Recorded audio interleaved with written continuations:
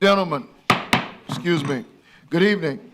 Welcome to the March 1st, 2023 meeting of the Daytona Beach City Commission. We're delighted to have each of you with us. At this time, I would ask that Madam Clerk, please have a roll call. Commissioner May? Here. Commissioner Cantu? Here. Commissioner Henry? Present. Commissioner Reed? Here. Commissioner Paris? Here. Commissioner Strickland? Here. Mayor Derek L. Henry? Here. We will now have the invocation by Commissioner Reed, followed by the Pledge of Allegiance by Commissioner May.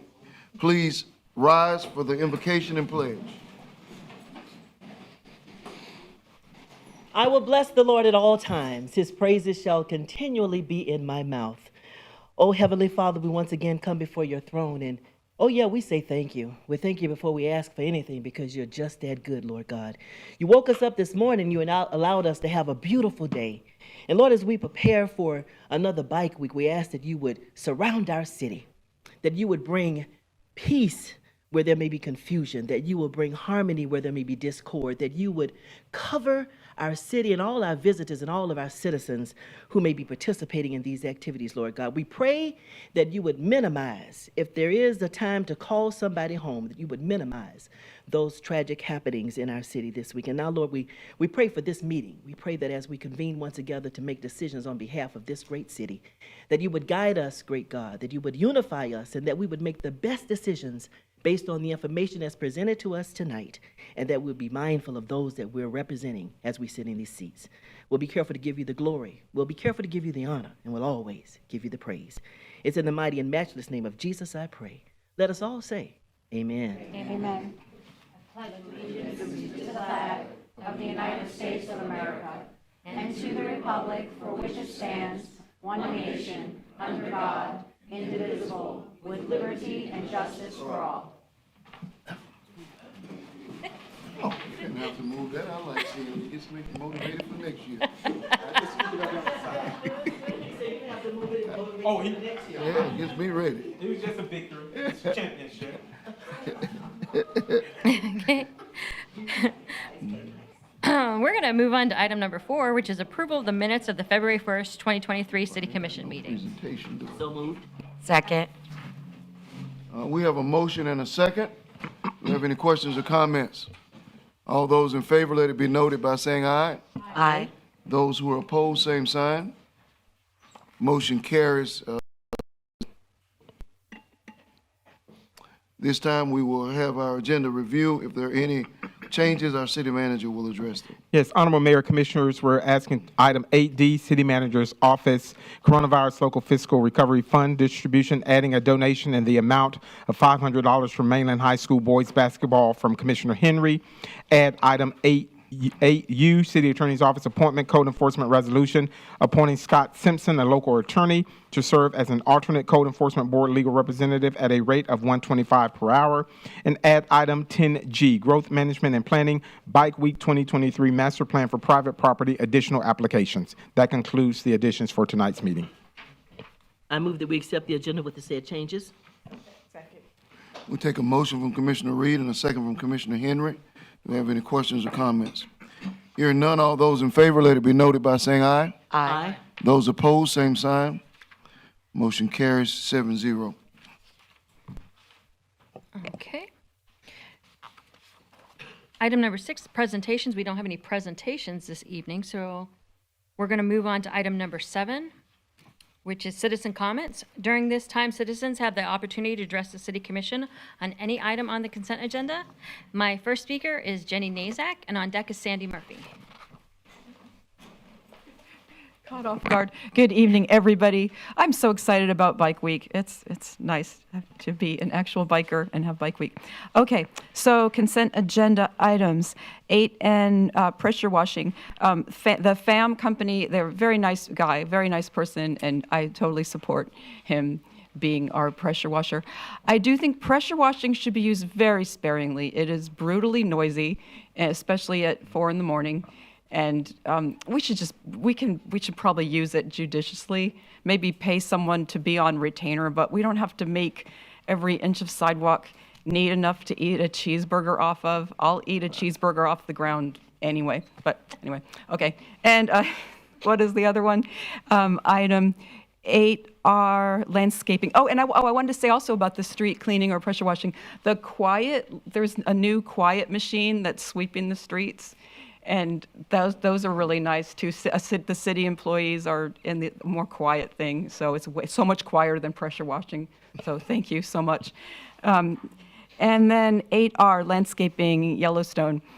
You know, most of those landscaping services, I don't have like a strong preference for any of them.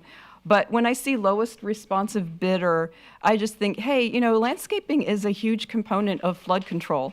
And it's a huge component of heat mitigation. So I don't know, is there a regulation that we have to pick the lowest responsive bidder, or are there other options? I think it's really precious. It's like health care for the environment and ourselves. We have to really up our landscaping game. That is all for the moment. Thank you. Okay. Our next speaker is Sandy Murphy, and on deck is John Nicholson. Good evening, Sandy Murphy, 136 Park Avenue. I want to talk to you about 8E, the grant coming from the Racing and Rec Commission. I think that we need to be very careful as we accept these funds, that we're being cautious about the way that the Tortugas spend this money and design an appropriate space that works with the historic character of that area. You know, we have a chance to make a nice little historic area around City Island, and throwing in a modern building is not going to complement that in any way. So I hope that as we make our contractual agreements, that we keep that in mind so that the city has some oversight about the choices that will be made with these funds. Thank you. We should always have oversight over that, and, you know, as long as we do, okay. And, yeah. Okay. My next should be done speaker now. is John Nicholson, and on deck is Frederick Brown. Kathy, I think this is on first read. John Nicholson, 413 North Grandview Avenue. Same topic. The diagram that they showed us looks like a graduated bus stop. It is very sleek, very nondescript. I'd hate to see it done. So much more could be done. I'm not necessarily opposed to something that is modern, because the statue in the front has a very modern wall behind it, although they did a really good job about the old Negro section on the back. But that's the only historic section. They have a very modern, huge seating section. And they're going to do, I'm sure, a very modern update with their locker rooms for male and female and whatnot. But having something that is a little bit low-end, cheesy kind of thing is not what downtown needs. Hyatt Brown is at $31 million investing in downtown.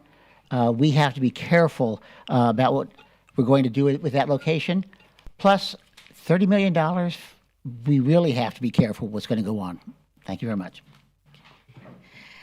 And our next speaker is Frederick Brown. Our ballpark is out. Okay. Oh, it's blocking the path. Must be the bouncer. For Frederick Brown, 1508 Crescent Ridge. Yeah, we discussed this in a previous meeting, and I just wanted to point out that I'm really in favor of 8H, and I know the mayor, of course, kind of hammered that into everybody's brain there at the previous meeting. And I also want to compliment Jim Morrison on the outstanding job he's done with the Peabody. I know he's probably in the back room there. Hopefully he can hear me. We just recently attended a musical performance there, and thank God the bathrooms are finally done, so the porta potties are gone. And even though they're nice porta potties, bikers would love them.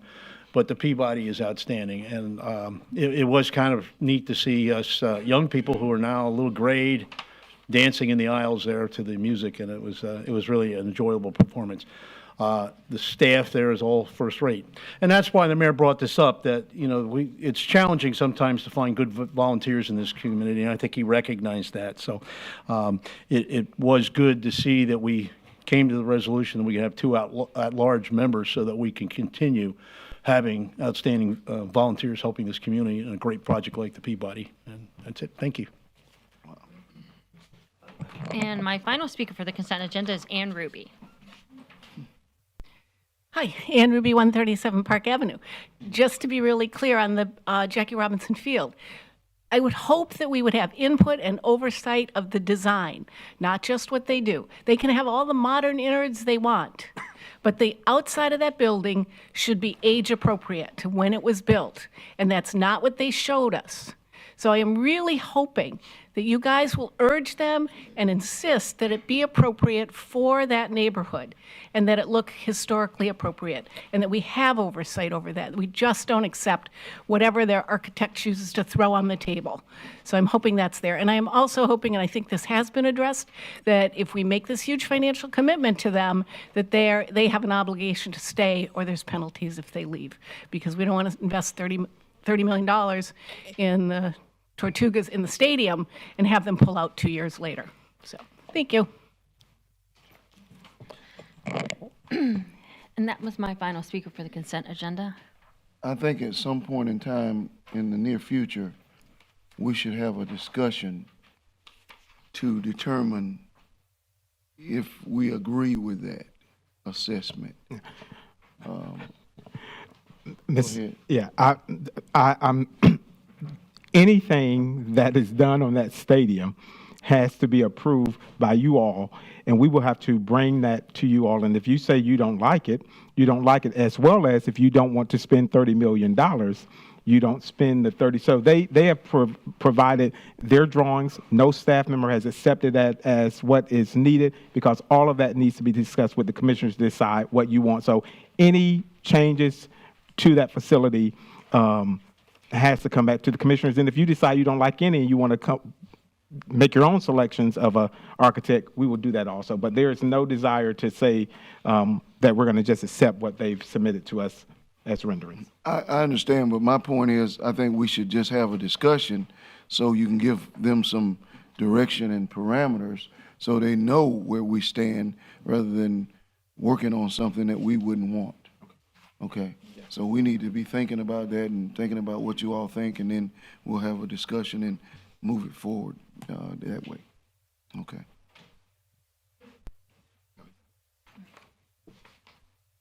Okay.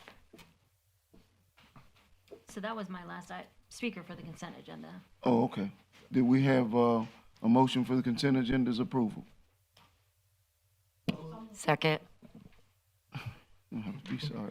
Don't be We'll take a motion from Commissioner Parrish and a second from Commissioner Cantu. Do we have any questions or comments? Have a motion and a second. All those in favor, let it be noted by saying aye. Aye. Those opposed, same sign. Motion carries 7-0. Okay. So moving on the agenda, we have no public hearings this evening, so we're going to move on to item number 10, which is administrative items. Item number 10A is the City Manager's Office approval of an incentive agreement between the City of Daytona Beach and Clyde Morris Phase 5 Partners Ltd. Resolution. A resolution approving an incentive agreement between the City of Daytona Beach and Clyde Morris Phase 5 Partners Ltd.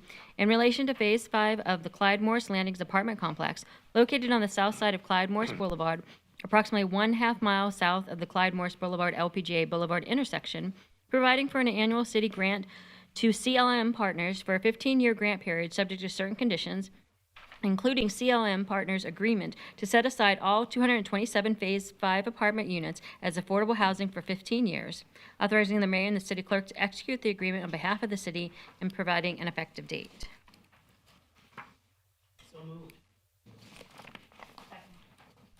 All right, we have a motion and a second. And I do have Jessica Gow here on behalf of the applicant for questions. And who? Okay. We have no questions for Jessica. All right, all those in favor, let it be noted by saying aye. Aye. Those opposed, same sign. Motion carries 7-0. Okay, all right. Okay, at this time, we're going to take a slight but most important diversion.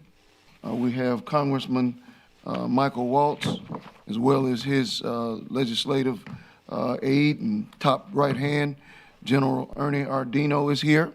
Would you raise your hand, Ernie? But Congressman Waltz is on the line, and I will not do anything other than give a caveat to say that the news that he is about to share with us is maybe the most important in the history of our city in terms of what we aim to achieve as it relates to city government. Congressman Waltz, can you hear me? Whoops. We can't hear him. Well, hold it, we can't hear you.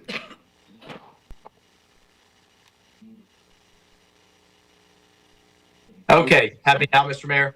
Okay, welcome to Daytona Beach. Are you in Washington? I am up in Washington. Wish I could be down there with you. I guarantee you the weather's a lot better. I would agree, and we would love to have you, but we're happy that you are where you are because what you're delivering tonight, transformational. So I'll give you the floor, and again, thank you. Well, sure.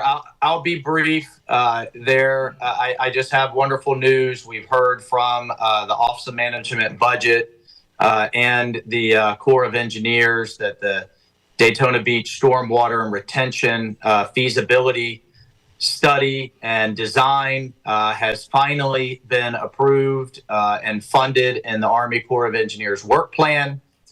There are many folks who have had a hand in making this happen over the years. This originally started within my predecessor, Congressman DeSantis, and has been a request of the city, frankly, for far too long.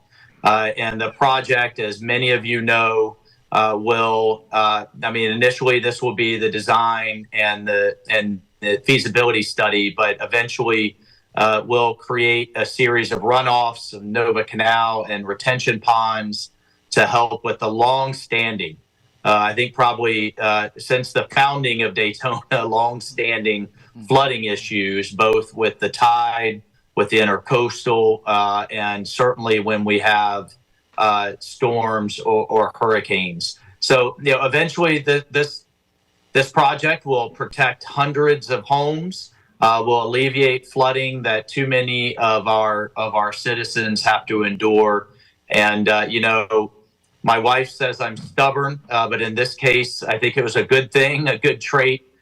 We just didn't take no for an answer. We kept pounding it through.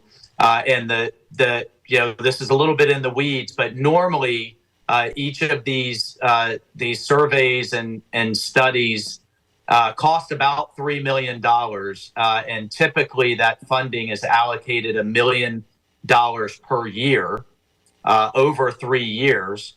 The great news here is that all $3 million are coming in the first year. So we'll be working with the Corps to figure out what that means in terms of speeding up that timeline so that we can get the design done and break ground on the project and get it moving forward. But just final point, Mayor Henry, as you said, this is how government should work. It's taken far too long, but this was an effort at the local, the state, and the federal level that I'm proud to have had a small part in making happen.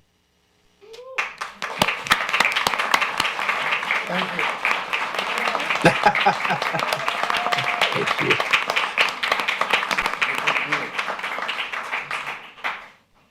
So, has he left? No, sir, I'm still You with still there? Yeah. Okay, before I relinquish the floor to my colleagues, and I will start with Commissioner Cantu, but before I do that, I do want to say that you were right. Since our founding, we've had this bowl, and this bowl has largely impacted anyone who lives in the core of the city. And much of it was undesirable land, if you will. Part of it even stretches to Bethune-Cookman and, where Mary McLeod Bethune founded that school on a former city dump. And much of the construction that we've had, even with newer homes, they still flood. And so, I do not mean this lightly. This is my sincere assessment in that this is probably the most important thing that has ever come from this commission. I will not say it's the most important thing in the history of our city, but certainly anything that we have been involved in. And we have tried this for years and years to get on this list.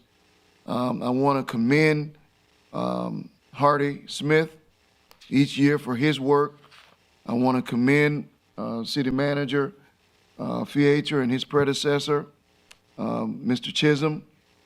And I also want to commend each commission because we have all written letters, spoken to anyone that we could.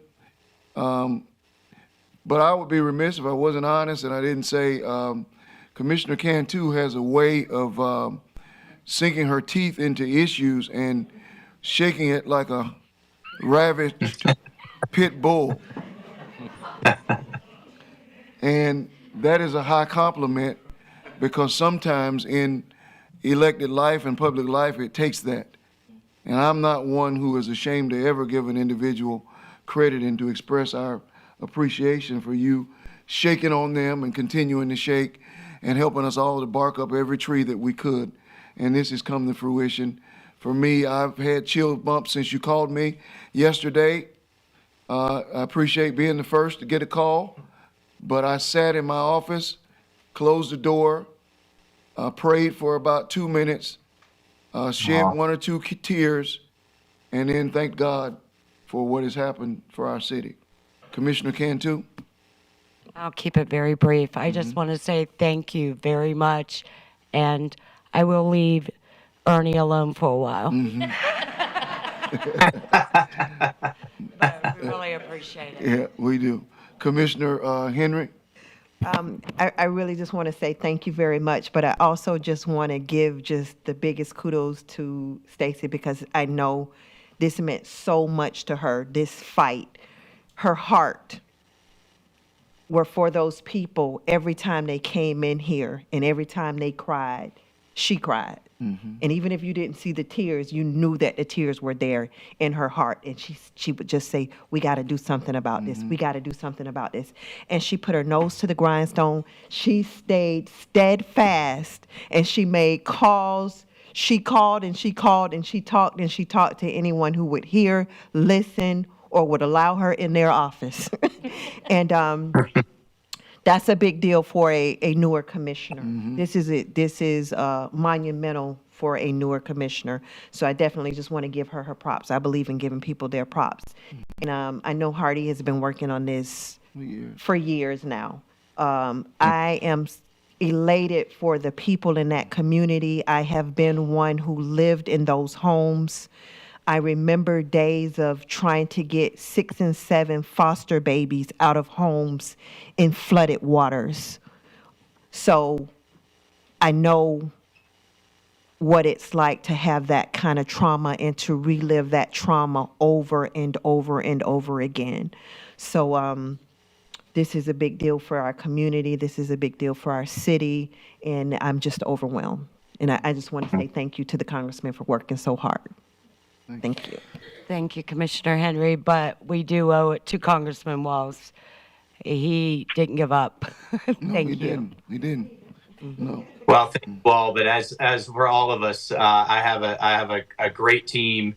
You get to see General Adino on a regular basis, but my DC staff, in particular, my legislative director Walker Barrett, who's been to visit many of you, really just put the technical expertise together and helped me maneuver the bureaucracy. And every time they came to me for something, I reminded them of this. So eventually we wore them out. Commissioner Reed? When I think of the goodness of Jesus and all that he's done for me, my soul cries out, Hallelujah. I live in that zone. Many of you that are in the audience today live in that zone. I have watched my yard turn into a river. The constituents that live there that I represent, one in particular, I see my sorority sister, Cynthia Slater. She brought 4 pairs of boots before us because in her home, she's flooded 4 times. And she always had to buy a new pair of boots in order to enter her home, to clean her home. I listened to stories on my porch as people passed by talking to me, and one that really touched me was when a woman told me that when the storm came by night and they didn't know what it was, and they opened the door to hear what it was, and the water came flooding in. She could hear the screams and the cries of mothers asking people to help them find their children in the darkness. One mother was a new mother, and she had to put her baby, her newborn, in the cabinet to save the baby's life while she went to look for her toddlers. We have endured so much, so much. But thanks be to God that they remembered us. And thank you, Commissioner. Now, Congressman, I know you've got to go into another meeting if you haven't already left. No, I'm with you, Mr. Okay, but we'll give you the last word before I go to the other commissioners, and we'll let you go, but we will never relinquish our gratitude for your efforts in this most important cause. Amen. Well, and look, I don't have anything to add except that this is what our constituents expect of us. Mm-hmm. And as you all know, these projects have a local, state, and a federal component, and it takes all of us working together. And this doesn't have a darn thing to do with politics or anything else. This is just this is to me doing our jobs and getting it done and delivering for our bosses, which are we the people. So I'm just really thrilled to be able to share the news with you. God bless you all. Thank you. God bless you. God bless you as well. All right.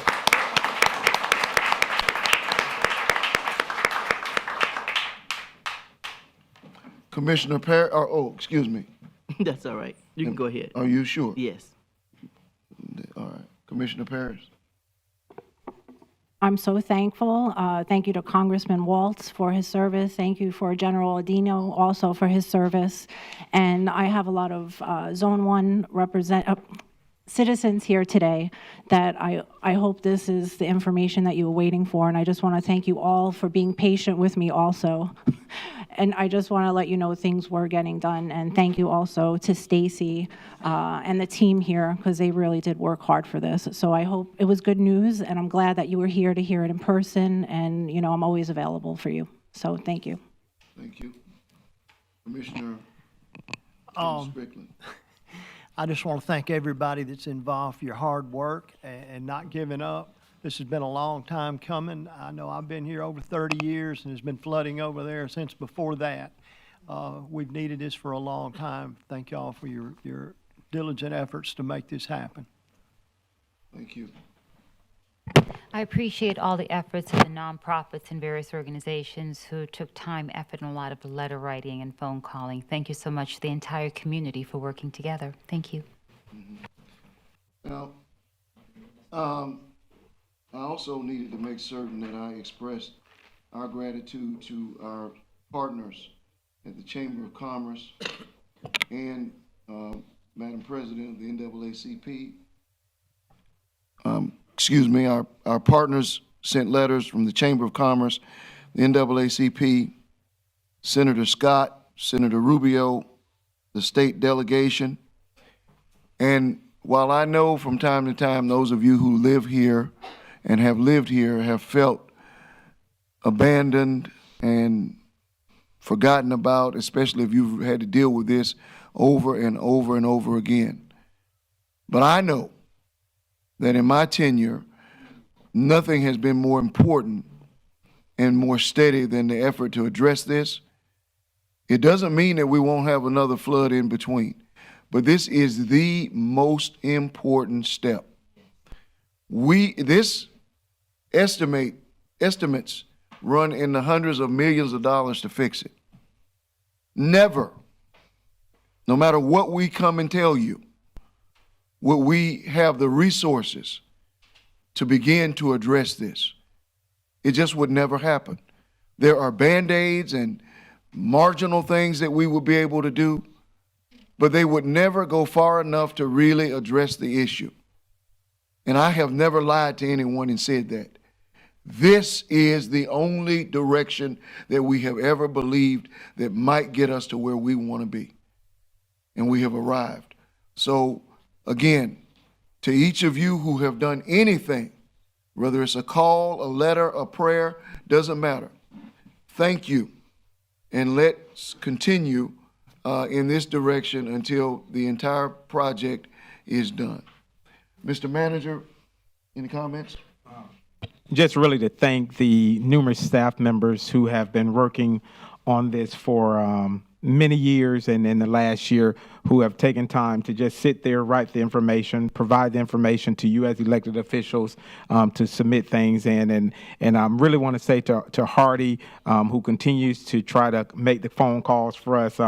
At times he's doing it, and I can know, I think he was working for Madam President Slater for a while, and Ms. Kiefer, but at the chamber. But thank you to the elected officials for the work that you've done. When we ask for you all to make those phone calls, or that here's the information, you all went above and beyond that happened. And so I think you all to be able to serve a community where the commissioners are truly dedicated to making sure that the impact that these citizens have to deal with, that we do all we can to make it a great place to live, work, and play. So. And Mr. Peacher, I agree with thanking the staff, because I wouldn't have all the information if it wasn't for them. So I really do appreciate the staff. Yeah, exactly. And Ed Savard, I would like for you to know that the manager and I, I've discussed with you, this will be a part of what we bring, but it will not be the only thing, but it is the most important thing. I don't want anyone to ever think that we haven't been working on this night and day, but it's hard for me to go on because this is an emotional moment. But thank you, and I just want to make sure I pointed that out to you as well. All right. Okay. We're going to move on to item 10B, which is the Growth Management and Planning Department, DME, Small Scale Comprehensive Plan Amendment. This is an introduction of an ordinance on first reading.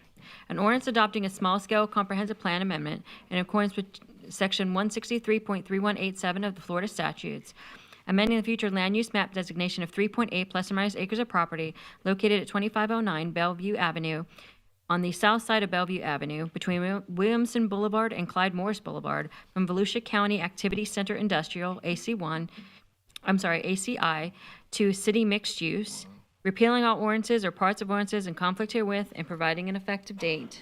And are there any questions or comments from the commission? Yes, is the applicant here? I don't have a speaker sheet for the applicant, but I think I see him coming. Good evening, Commission. My name is Joe Hopkins. I represent DME Sports. My address is 100 Marina Point Drive here in Daytona. Okay, I just had a few questions. Okay, so right now it's county activity industrial, and we want to change it to mixed uses? Correct. Okay, and he has 164 units now, That's correct. and he wants to add another 160? Correct. Okay, is he sure he wants to add another 160? And the reason why I'm saying that, because he took to social media last week saying that we are tearing down trees and approving all this zoning.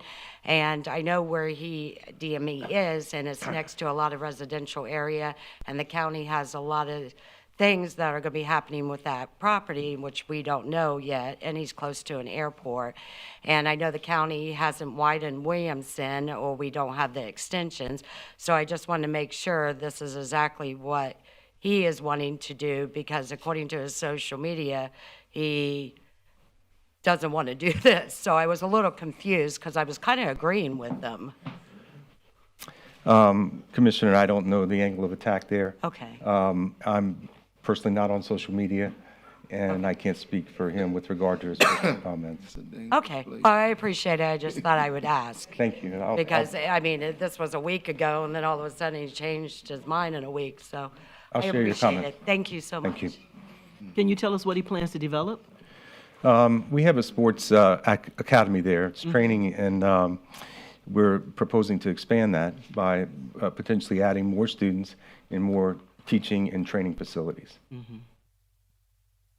I have to tell you all, I know how to forgive, but I don't forget.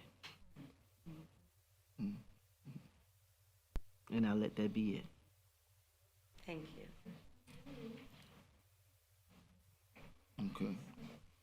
Some Do we have any other questions or comments? Do I have a motion? Nope, we don't need a motion for this one. I'll remind you, this is on first reading, so your final decision will be made at the public hearing at the next commission meeting. Yeah, And the public hearing and final action is set for March 15th. okay. We're going to move on to item 10C, which is the Growth Management and Planning Department Second Amendment to the DME PD Plan Development General. This is an introduction of an ordinance on first reading. An ordinance rezoning approximately 3.8 acres of land located at 2509 Bellevue Avenue from BC Light Industrial and Rural Agriculture to Plan Development General, approving the Second Amendment to the DME Plan District Agreement, adding the property rezoned into the existing plan district for a total of approximately 17.48 acres, increasing permitted student housing units from 164 units to 324 units, and authorizing development of additional academic and sports training facilities, authorizing the mayor and the city clerk to execute the Second Amendment to the PD agreement, repealing all ordinances or parts of ordinances in conflict herewith, and providing an effective date. And are there any additional questions or comments from the commission on this item? So the public hearing and final action will be March 15th. Okay. We're going to move on to item 10D. It's a Growth Management and Planning Department Waypoint Small Scale Comprehensive Plan Amendment. This is an introduction of an ordinance on first reading.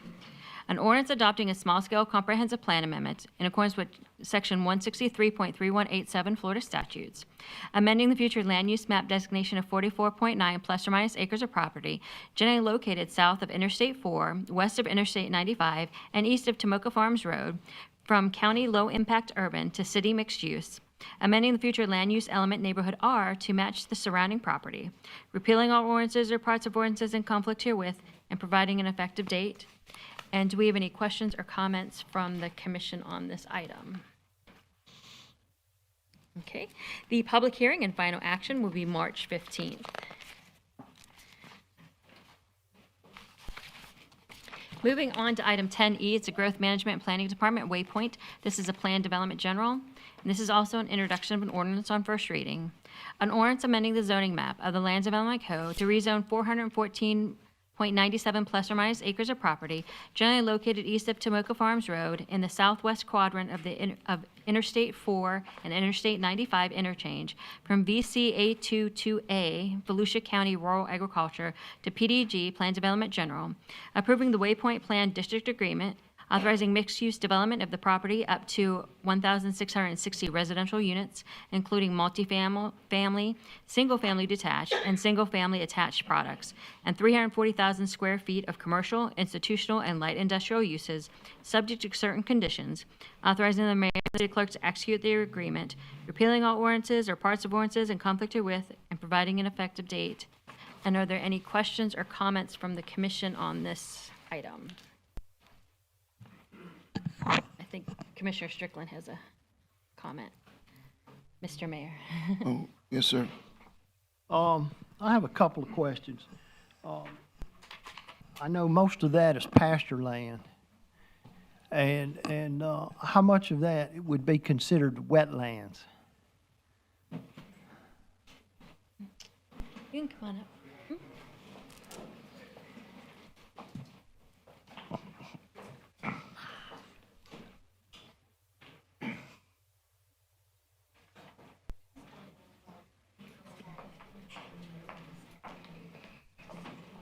Just trying to confirm.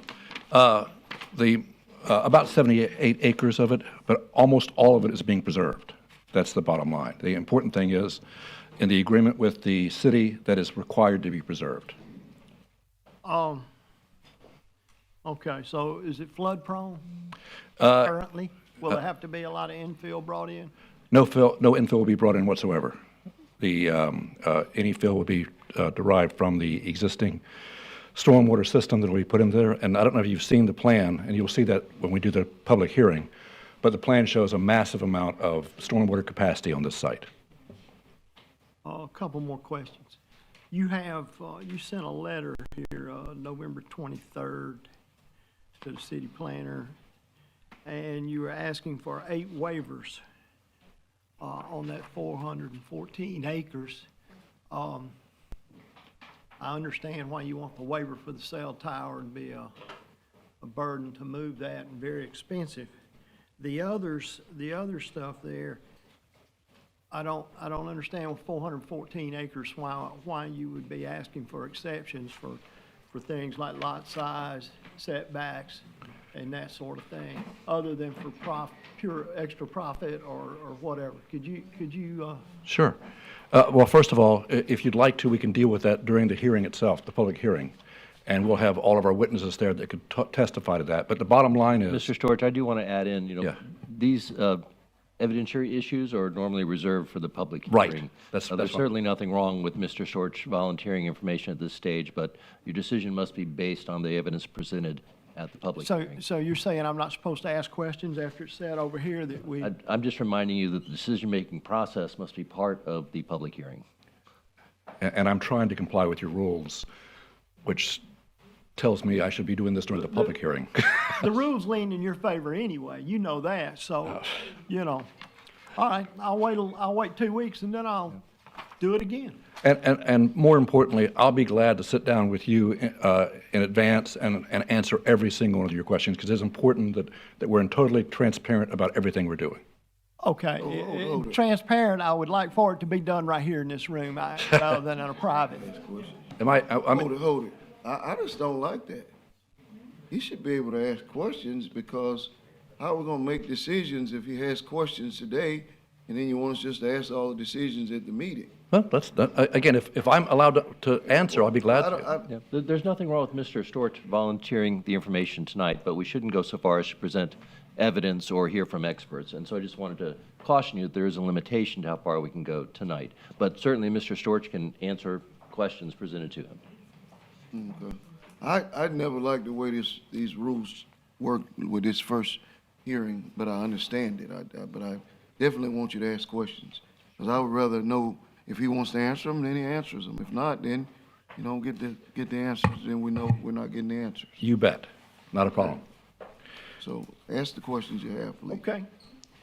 I understand. We'll go back to the tower there. I understand it'd be cumbersome and expensive to move that.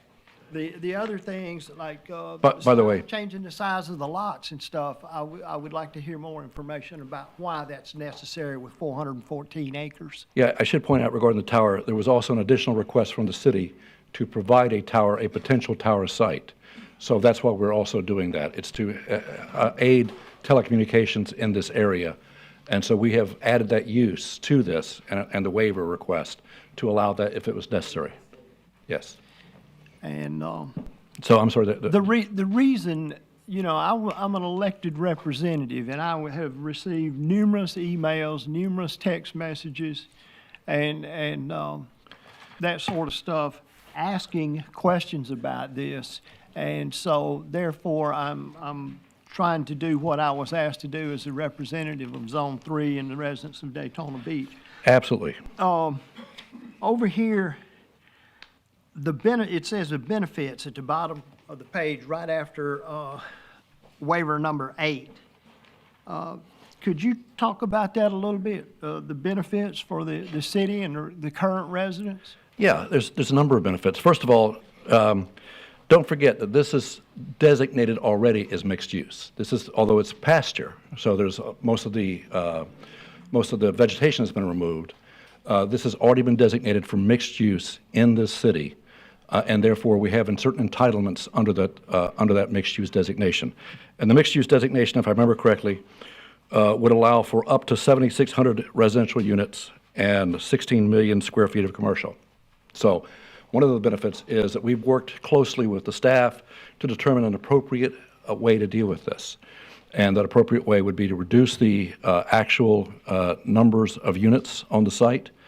We've done that. We've also created a mixed-use classification or mixed-use category so that we are trying to reduce traffic in this area.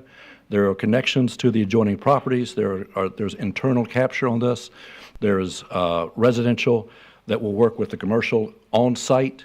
So the idea is to create somewhat of a live-work-play facility. So these are some of the benefits, as well as the improvements that are on there. The stormwater improvements, the amenities that we're putting on here, the walls, all these things, plus we are bringing utilities across I-95. At the developer's expense? At the developer's expense, that's correct. Okay.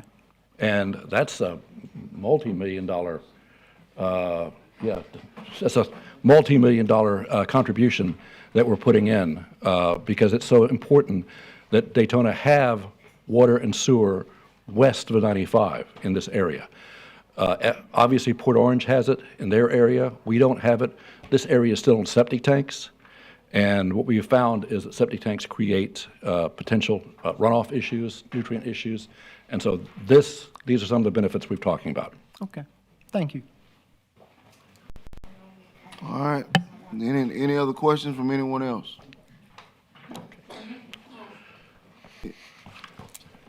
Thank you. Thank you. So the public hearing and final action for this item will be March 15th. Okay, we're going to move on to item 10F. It's the Growth Management and Planning Department, Second Amendment to the Daytona Promenade PD. This is an introduction of an ordinance on first reading. An ordinance approving the Second Amendment to Daytona Promenade Plan District Agreement to allow for a blood and tissue collection center as a permitted use and extend the rights under the existing Plan District Agreement to allow for future development and redevelopment of the out parcels. Authorizing the mayor and the city clerk to execute the Second Amendment to the PD agreement, repealing all ordinances or parts of ordinances in conflict herewith, and providing an effective date. And are there any questions or comments from the commission on this item? I do have the applicant for any questions. Okay. The public hearing and final action will be March 15th. Okay, and then we're going to move on to item 10G, which was added tonight to your agenda. And that was, thank you, the resolution approving 4 additional applications requested to participate in the Bike Week 2023 Master Plan activities for private property.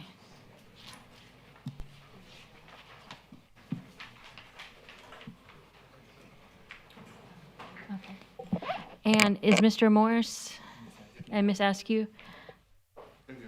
Okay. Yep, go ahead. So I see it says the property does not have a business tax receipt. That's missing. And then I see that there is a business license. So is that something totally different?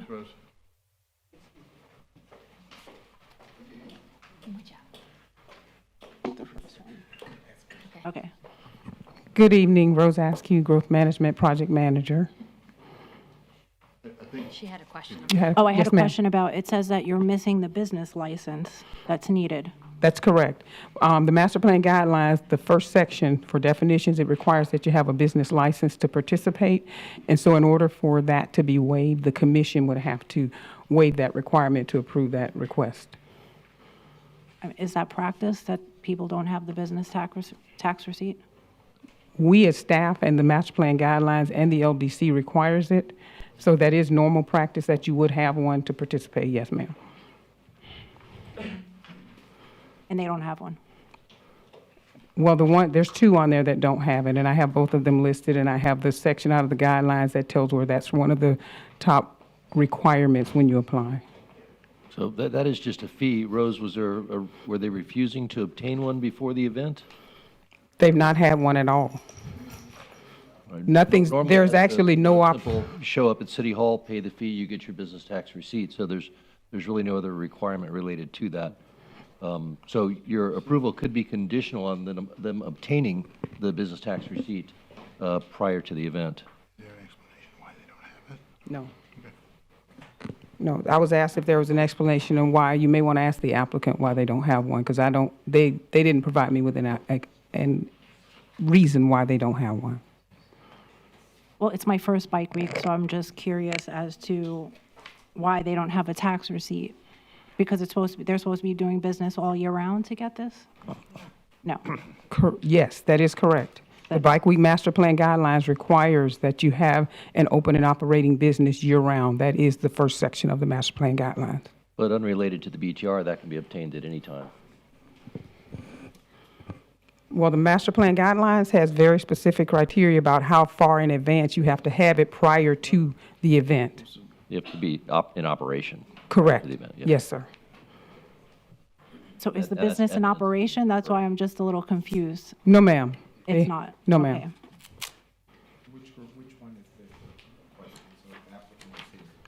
One of them is for 521 Dr. Mary McLeod Bethune Boulevard, and the other one's for 844 George Ingram for parking. It's an undeveloped lot. Everyone else is following the guidelines, right? Yes, ma'am. Okay. So can I ask them, is the applicant here? Yes, ma'am. Can they come up, or? Is the applicant here? Mr. White, there's Mr. White. Mm-hmm. Both of you.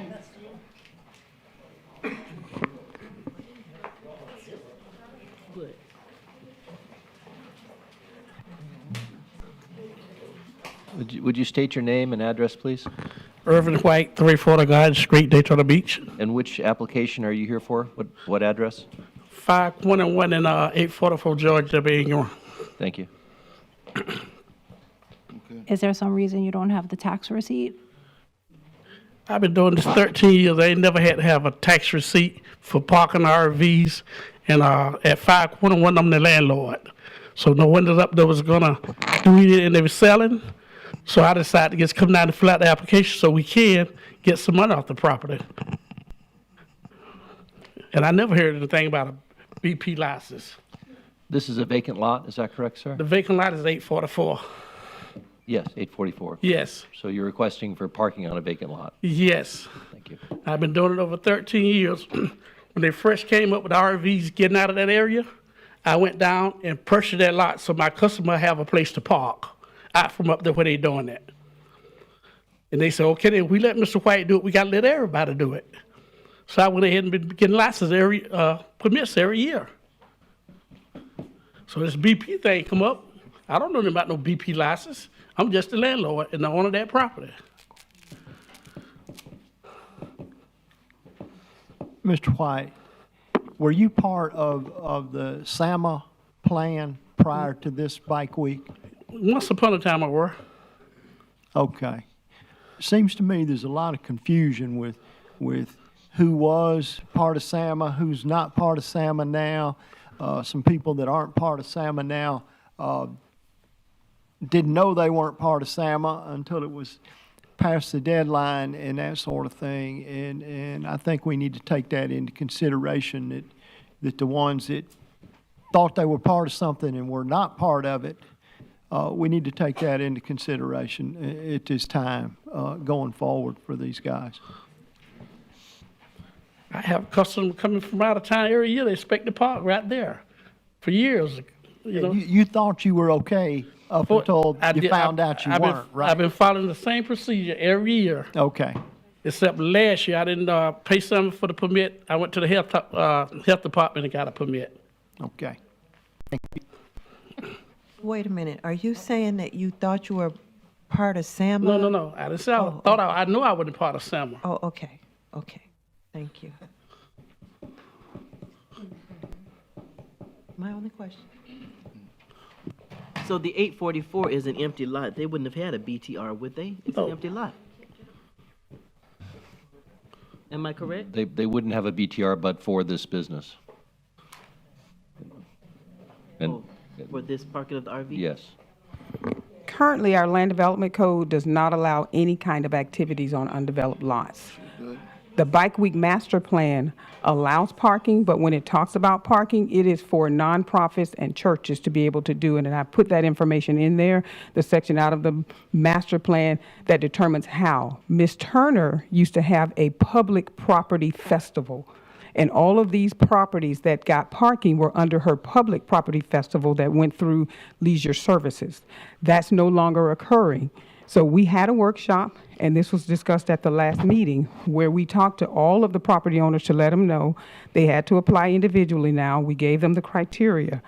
And with the exception of these were the ones that came after you all extended the deadline. All the others, they had the same information on it that are on these that tells they didn't meet that criteria. Rose, just for everyone's information, how much is the BTR? It varies based on what your use is for, but if you have an undeveloped property, you can't get one. Oh, I see. So that's why one wasn't issued Correct. in this case. I It's see. So- undeveloped because the code and the code of ordinances require that before any activities occur on a property, you must first get it licensed. So both the land development code and the code of ordinance has that requirement. That's why it's in the master plan, so that we're not violating the regulations in our city. So as I understand what you're saying, though, you would require Mr. White to obtain a BTR. Correct. And how much is that BTR? I don't know. That's a permits and licensing question. But in order to obtain the BTR, he'd have to develop his property for a use. Obviously, that's not the situation. So, Right. Given the abnormality here, I would say the commission has authority to waive the BTR requirement at your discretion, which would seem to be appropriate in this case because we can't issue a BTR on the site under our rules, right? Are we only talking about for 844? Because he has two properties. One is for itinerant vending as well on MMB that is a developed property. Okay, so this would seem to be unique and relating only to the parking lot. Okay. And in my, just from what I've heard, I think we'd want to hear more information. That's ultimately the commission's decision. Okay. I'd like to know what's on 521 through 527. 521 to 527 is a commercial property that I have, and I do have tenants in it. And So it's a rental property? yes, It's not, okay. yes. It's not where, So why they don't have BP license, I have no idea. I didn't must know that they didn't have any license until she mentioned it. I don't go down there asking the tenants where your license, where this, where that. That ain't my job. I don't think the tenants would have that. He would have that, right? No, No? no. The tenants would have that? Oh, these are, see, I'm sorry, Mr. White. I thought you were saying this was a rental property, like an apartment. But it's a commercial rental property, so business people are there. Yes, you're And they don't have BTRs, and they're operating business. Okay. Am I gonna get punished because they don't have license? No, I'm about to say something else. You know, Bike Week is here. It's already here. I have to agree with Ken. We need to do something to get this straight. And I know Rose says she's walked everywhere and she's talked everywhere to everybody, but it sounds as if somebody still don't know something. And that just, The last meeting I heard that. We have deadlines, and we do this every single year. I mean, when are we going to stop? but this is also the area that we extended it to. We've never done it. Have we done, how many years have we had this extension? Is this the second? Second time. Second year. the property we're discussing is not in the extension area. It's always been a part of the master plan for them to apply to have vendors.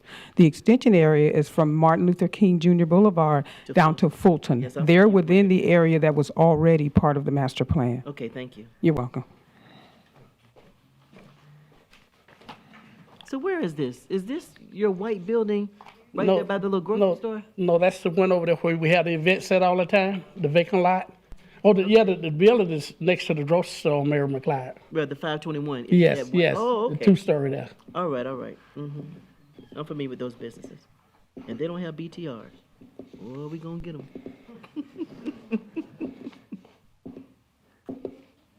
Okay.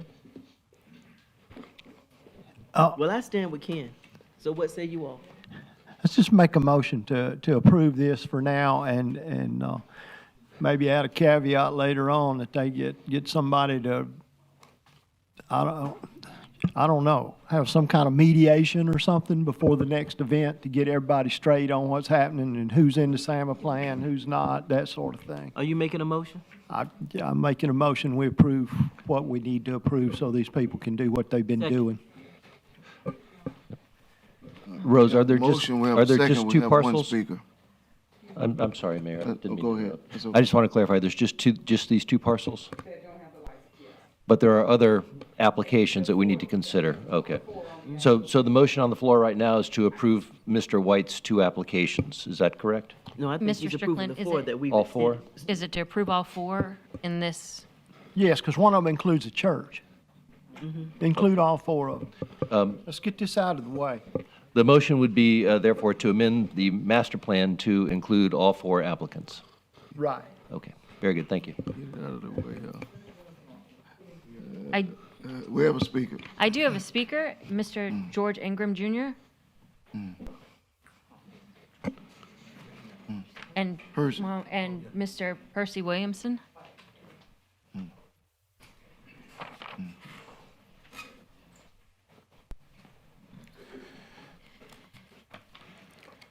Percy Williamson, Sr., and George Ingram, Jr., representing New Mount Zion Missionary Baptist Church, 515 Mary McLeod Bethune Boulevard. Before we start, I'd like to understand what has just been done. We met with Rose Askew and Jim Marsh today, and we were formerly under the SAMA plan.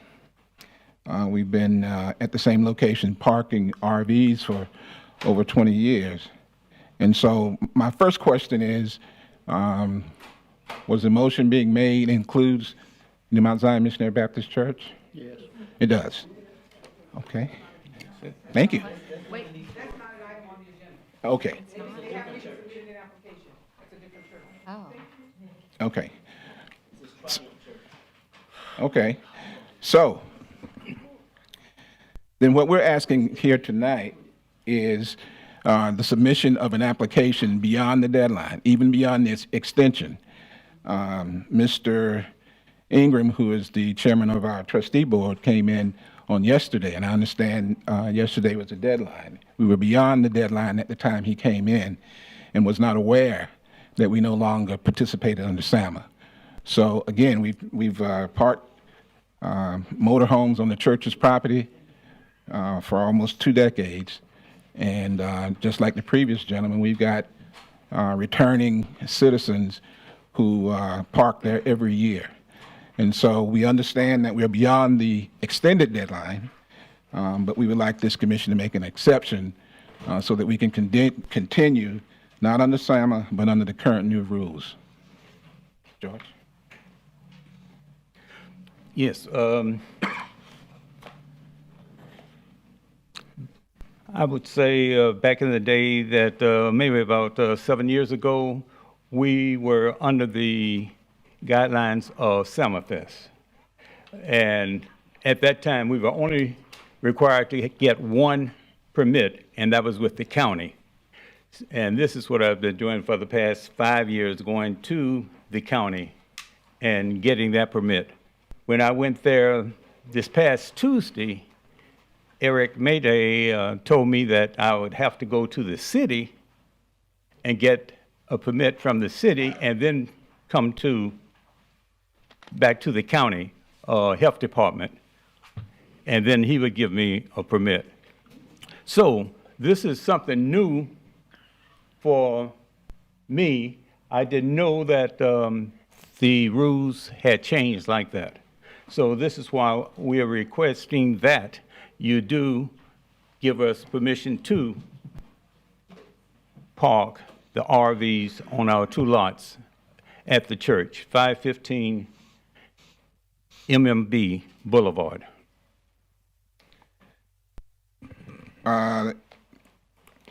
Mr. Morris and Ms. Askey was very generous in meeting with us. We went line by line through the application. We are just shy of a couple of things, signatures for it to be complete. And what we're asking is that we present you a completed application, but get an approval subject to that particular completion. Any questions? How long is it going to take for the application to be complete?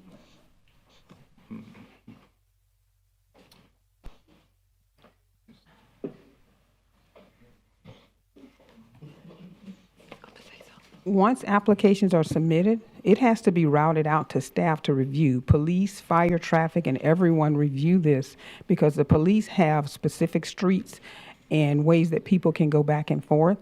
So it's not something that'll be done overnight. It was very difficult for us to get all of those reviews for this meeting, and the event starts Friday. So there's no guarantee that it would even be able to be reviewed by Friday. It normally takes weeks and weeks for us because we go back and forth with the applicants to get all the documents that they need to have. And so if it is approved tonight, the event starts Friday. I can't even answer that question because of the timeline that it normally takes. Done it before. I think these are new applicants who had some research with them. But what they did under SAMA, and we went over that today. I went over their layout and everything with them today. The criteria that this commission and everyone has asked for, I went over all of that with them today. It's because what they were submitting for SAMA under the public festival on public streets and those types of things are not the same as private. So they would have to go through the same review that all private properties that participate in the event go through. And that means I can't answer for police, fire, utilities, and all of those. So it would have to go through that review to determine if they're meeting whatever is required. And typically, there's a site inspection, especially for utilities, to make sure that if you have any cooking or any types of things going on your property, the drains don't get messed up. The police make sure that you're not blocking off any streets that may affect the traffic pattern they've decided for it. There's a lot of different parameters when you talk about reviewing these items. And so I really don't know that I can speak for them to say they could have it reviewed by Friday. So. Commissioners, I'm Jim Morris, Deputy City Manager. Ms. Askew's given the chapter and verse of the rules. I will commit to you on my own part to work with police and fire and get this done. I was talking to George this afternoon. We've gone through things probably for 30-plus years. We will get it finished. If you give us a conditional approval, we will get done with it. And I've worked with Percy a lot. We can get it finished, and we will. And I'm sorry that they're in this spot. I will say, too, we had a discussion, Rose and I, today about notice and how to make sure every property owner knows, and that's some further discussion that we'll have. But we already started that. I see the deficiency that you've noted, Commissioner. I think that you have, Mr. Strickland. We're going to address that, too. Will you amend your motion to include them? I will amend my motion to include the four applicants that are on the agenda, plus these guys. Is there anybody else that's left off? Not that I'm aware of, but who knows? Well, if they are, let them come forth now and let us include them in this. Rose is saying there is more. There's somebody else back there raising their hand that I don't know. Come on up, y'all. Y'all come on up. The mayor don't like all this. You know, I ain't gonna lie. Can I make a comment, Mr. Mayor? I was planning on being home. Can I make a comment real quick? Hold on. Just wait. So, going forward. You gonna come? Oh. Go. We're at the end. Let him finish. Okay. Yeah, just might as well get it through. Come on. Yeah, get it through. Good evening, Mayor, Chamber of Commerce, and all. Good evening. My name is Jeremy Blackwell, a member of Boaz Lodge 212, stationed in Ormond Beach. We own property on Mary McLeod Bethune at that intersection between the church and the old registrar building between Bethune and Cookman. And we're in the same exact situation. Always went through SAMA, and now late finding out, and we don't have a stationary location at that location, a physical address to receive mail or any updated information. And we're in the same exact problem as Mount Zion. Well, you were Salmon last year? Yes, ma'am. How are you communicated with? If you're saying you don't have an address there. Correct. We always went down to talk to Ms. Turner. Okay. Could you tell me again what your address is? It's the corner of what and what? Our physical lot is between the church, Okay. George Ingram, not George Ingram, Mary McLeod Bethune, and Martin Luther King. Right between the old registrar building and the church across from Bethune-Cookman University. Is that usually RVs and stuff? Yes, ma'am. Mm-hmm. And your name again, sir? Jeremy Blackwell. Blackwell, thank you. What you doing?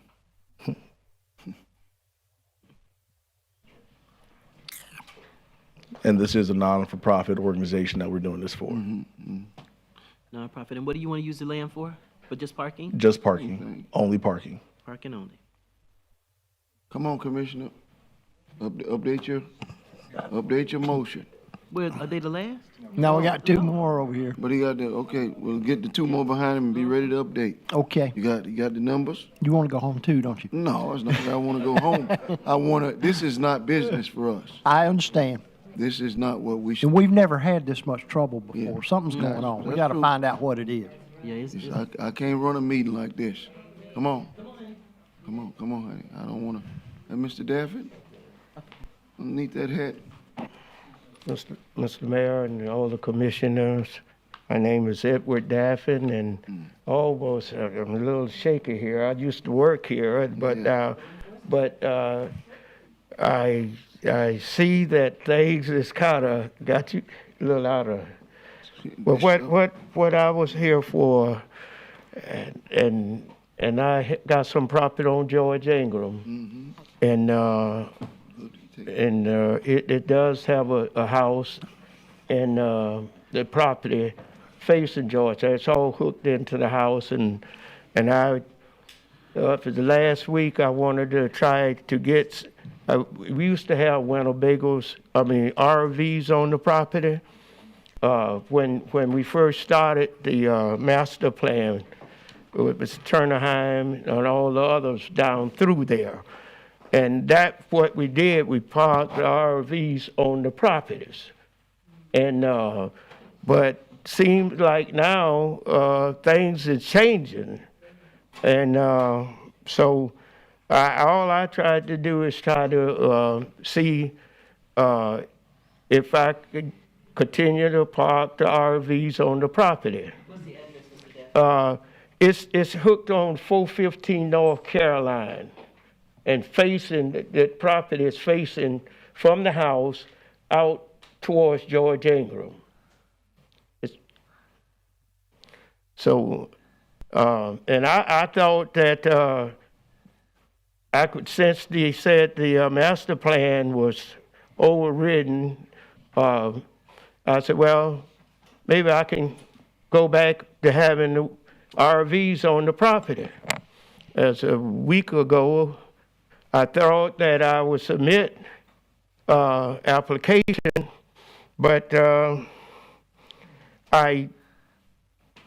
it was kind of like a misunderstanding, but I didn't come back in because what I was receiving was that at one point, on one angle, and then that all I had to do is come up and talk to the board, and that I'll be able to get permission to park the RVs on the property.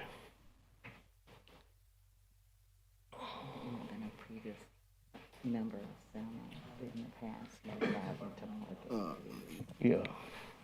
Yeah, I told him I parked. Mr. Daffin, you're gonna be all right. You're gonna be all right. I sure hope so. It's gonna be all right. You're gonna be all right. I'm not trying to take, I want to do the right thing, but. And he's a local pastor here in Daytona, outside of having worked for the city of Daytona as a building inspector. So, he has a lot of history throughout the city, and he has previous membership to Selma and having parked RVs before in the past. So this is very new to him, that the process has changed. And he also had not been noticed about, as a property owner in that area, about possibilities of, what the criteria was and what the application process was for applying. He's okay. And I like to tell people I'm not the mama, I'm the daughter. I'm sorry. I had to get that in. I know. It's just that he looks young, and I guess I look old. But all right. I Okay. just had to break up the tension. Yeah, the It's tension. I'm tension. sorry. But there's no tension with him. Yeah. Okay. He's good. Yeah. Everybody else good. He's sure gonna be good. Yeah. That one there. Thank you. All right. And Mr. Mayor, Mr. Bideroff signed up to speak for this Okay. item. All right, you good. Oh, that's up. You through? They're gonna make a motion in just a second, and then we'll come back and talk about it, but the motion will include you. Do I need to say? All right. I want to amend my motion to include the Wait, four. you got a speaker. Excuse me? You gotta wait for your motion. Well, you pointed at me. No, I pointed at you just to say he was going.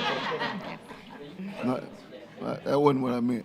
Mr. Bideroff is the speaker. Hi. I am. How you doing? How you doing? You could raise that up so you don't have to hunker over like that. Okay.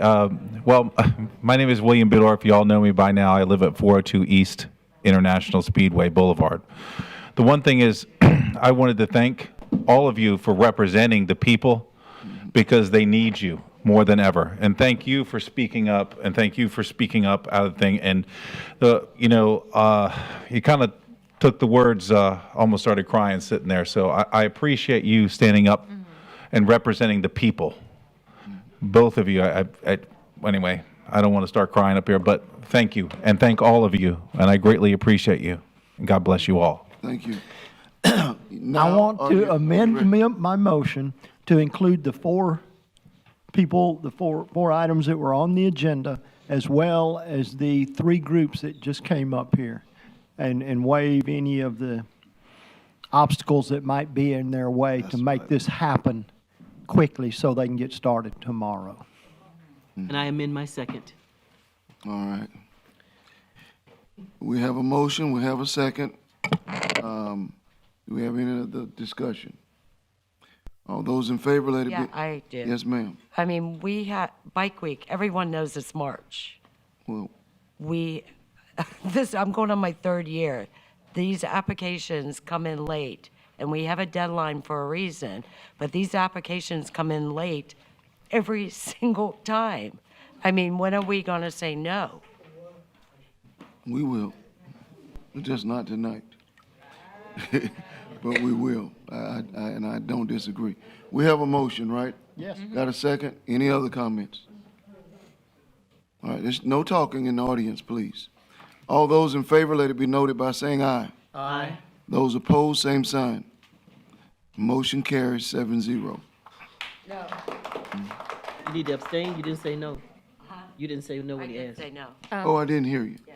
My 6-1. apologies. Motion carries 6-1. Okay. Okay. That was our final item on the agenda. All right, before we move to that, we're still on this item. Commissioner Henry, did you have anything? Here's what I want to say. I'm going to support this year, but I'm not going to do it again next year. And here's why. I believe that everyone knows that Bike Week happens at a certain time every single year. And whether or not something happened or this happened, you can come up, you can sit with Rose 3 months in advance, sit down with Rose and say, hey, I just want to make sure my business is in the clear to do this, to do that, and this is where I'm trying to go, and this is what I'm trying to do. Can you help me get started? And that's what I would like to see going forward. I mean, I really like to laugh and stock up here because I just feel like it's a laissez-faire, free-for-all. Just come up to the commission and tell them this happened or that happened, and then they'll have bleeding hearts and everybody will say, and then meantime, it is working the slop out of the staff. Mm-hmm. And that's not fair. It's unfair. And I've sat and I've talked with Rose because I wanted to know what the process was for myself and what all they had to do and how much had to be done in order to get each person approved. And it's a lot. I mean, she just told you just now, in a basic form, kind of what it was, and that's a lot. And it's unfair. And I'm going to support it this year, but I'm not going to support it again in the next year's coming. That's just my comment. Also, what about October, when we have Biketoberfest? Do we go through this again, or are we going to have some timelines, deadlines, et cetera, that we try to stick to as opposed to waiting for next year? This happens twice a year, and twice a year we go through the same thing. Mayor, Jim Morris again. Commissioner, I think the place we've got to change here, and it partially is by making the SAMA rules not apply to people any longer. Some folks didn't understand. So notice to all the properties is something I think it's important, both on Main Street and on MMB, and that was what Rose and I were talking about today. In regard to the deadlines and the application of the rules, they're pretty clear and well established and something that everybody can understand. You saw one exception tonight, which was with the White's property where there's no BT, which they couldn't have. There's nothing there. But we've actually got an amendment queued up to come to y'all that will address that problem. We've already drafted that, probably started that, I don't know, 3 or 4 months ago. It's ready to go. So you'll see that part of it get cured from the standpoint of the BT on vacant land. It's an impossibility, and Commissioner Reed, you correctly identified that.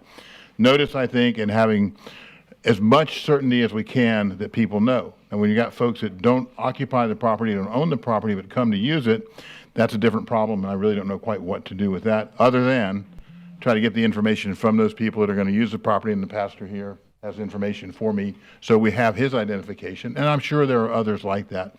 We don't want you to go through this. We don't want to go through it either. And I think from that standpoint, we can meet Commissioner Henry's objective of when it's done, and it comes forward. Yeah, in addition to that, I know that Rose said that she had personally gone to properties and informed the people. So I don't want next year for people to come back and say, well, we were never informed. She never came to us. Well, and what Rose said is true, and I remember when she was doing it and dropping her cards, not to mention that Rose and I and other staff members conducted a workshop when we were coming to the commission to expand the bounds on MMB, because there was a gap in MMB that kept properties out. It also didn't go as far down as the Fulton Street, which is the White's property. We've addressed that, you addressed that, by allowing that gap to be filled so that it opened the door for more people along the entire street to qualify. That was done 9 months ago, Rose? And there was a room full of people, and a lot of people that were here tonight were there that day. And so from that perspective, but we're going to do better on our side in terms of notice and making sure we've got a list that's a published list, I think is the way we're going to go with that. We're going to coordinate that with our partners at the chamber and move forward. And let me ask, is it on the website as well? Yes, ma'am, it is. So they can go to the website. They can. 6 months before they want to participate and get information. And if they're still unclear, they can reach out to city staff, and you'll sit with them and help them get there and know what they need to know. The sitting with them is a year-round practice. Thank And you. it's the constant parade. Today, I think Rose, I know she was hard on an agenda item, and I think she was probably out about 3 hours, not out. She was working on subjects where people just rolled up. And there was some on-the-street recruitment. There's a lot of things to talk about. No point in going to it now. It's done. We'll try to move forward and give you a better job. Thank you. Yes, ma'am. May I interject? There are two things that come to mind at this point because the vote has been cast. I think about, it might be the movie Moses. So let it be written, so let it be done. It's written, it's done. But the other that comes to mind is that ignorance is no excuse. And tonight, we approve what we approve because of the dysfunction in whatever transpired with the release of SAMA and individuals having to come in as an individual. Now we have all these addresses. Yes, ma'am. We can communicate with all these people. And I concur with Commissioner Henry that this time next year, we will not be doing this again. I think it was a special exception in this particular case. It might be the second time that we've done this. And yes, it may be additional work for staff, but we're here to serve. I don't think that we should run our staff into ground every time something comes up, most certainly. But I think this was a special case, and that's why I supported it this evening. Thank However, you. let it be written. So let it be done. That if you don't know by now, you better ask somebody. Okay? You're on notice. Commissioners, Mayor, thank you.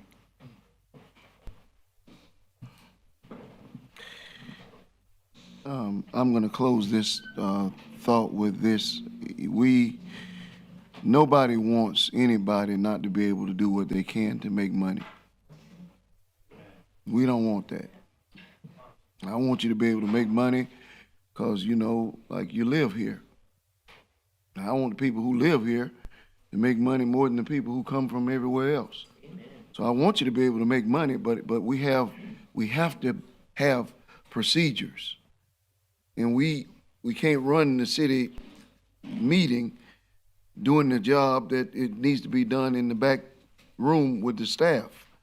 And it is accurate that the staff has limitations. So we all have to respect that. We realize that they work for us and that they work for you as a community. but you have rules so that you don't have to have but so many staff. We can't hire extra people to do a job that, Rose would have been doing months ago, and nobody can tell me that Rose is not good. Now, you might not always agree with the fact that she knows everything that's on the paper, because she knows what's on the paper. Now, I suggest that if you want to be in Bike Week, that everyone else know what's on the paper. Because she knows what's on the paper, and she's holding folks to that, as she should. Jim is a little bit closer to the manager's closer to us. So he's come in and say, all right, we can make this happen. But just making it happen is not the way that you do business. And so I concur with my colleagues tonight, appreciate the compassion that Commissioner Strickland always brings. But I also understand the negative vote. But we don't want to vote negative. That's the last I want to say of that. I never want to vote negative to my people. And my people are the people who live in Daytona Beach. So help us so we don't have to do that. Okay, this concludes that issue. Commissioner May?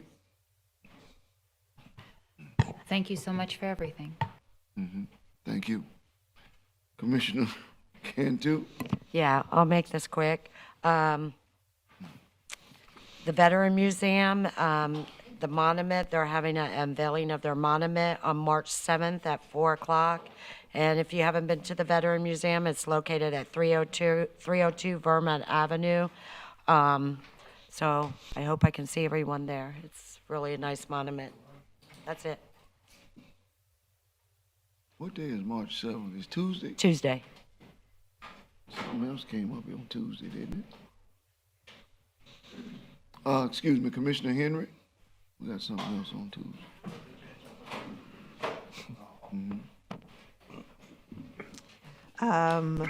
I just want to say that there have been some great performances coming to the Peabody. I personally caught the Bee Gees on the Bee Gees tribute on this week. I'm the world's biggest Bee Gees fan, and there's not a bigger Bee Gees fan out there. Literally, I was the youngest person there. Okay, so the Peabody was packed. It was packed from the front to the back, all the way up in the balcony. I was not only the youngest person there, I was the only person of color there. And I sang and danced and made a whole bunch of new friends that was my mom's age, and we BG'd and we BG'd and we BG'd. It was the best tribute. So I just want to say that the BG tribute was wonderful. It just brought love and loved it. Derek knows. I had a BG record player. BG record player. When I was like 8, 9 years old.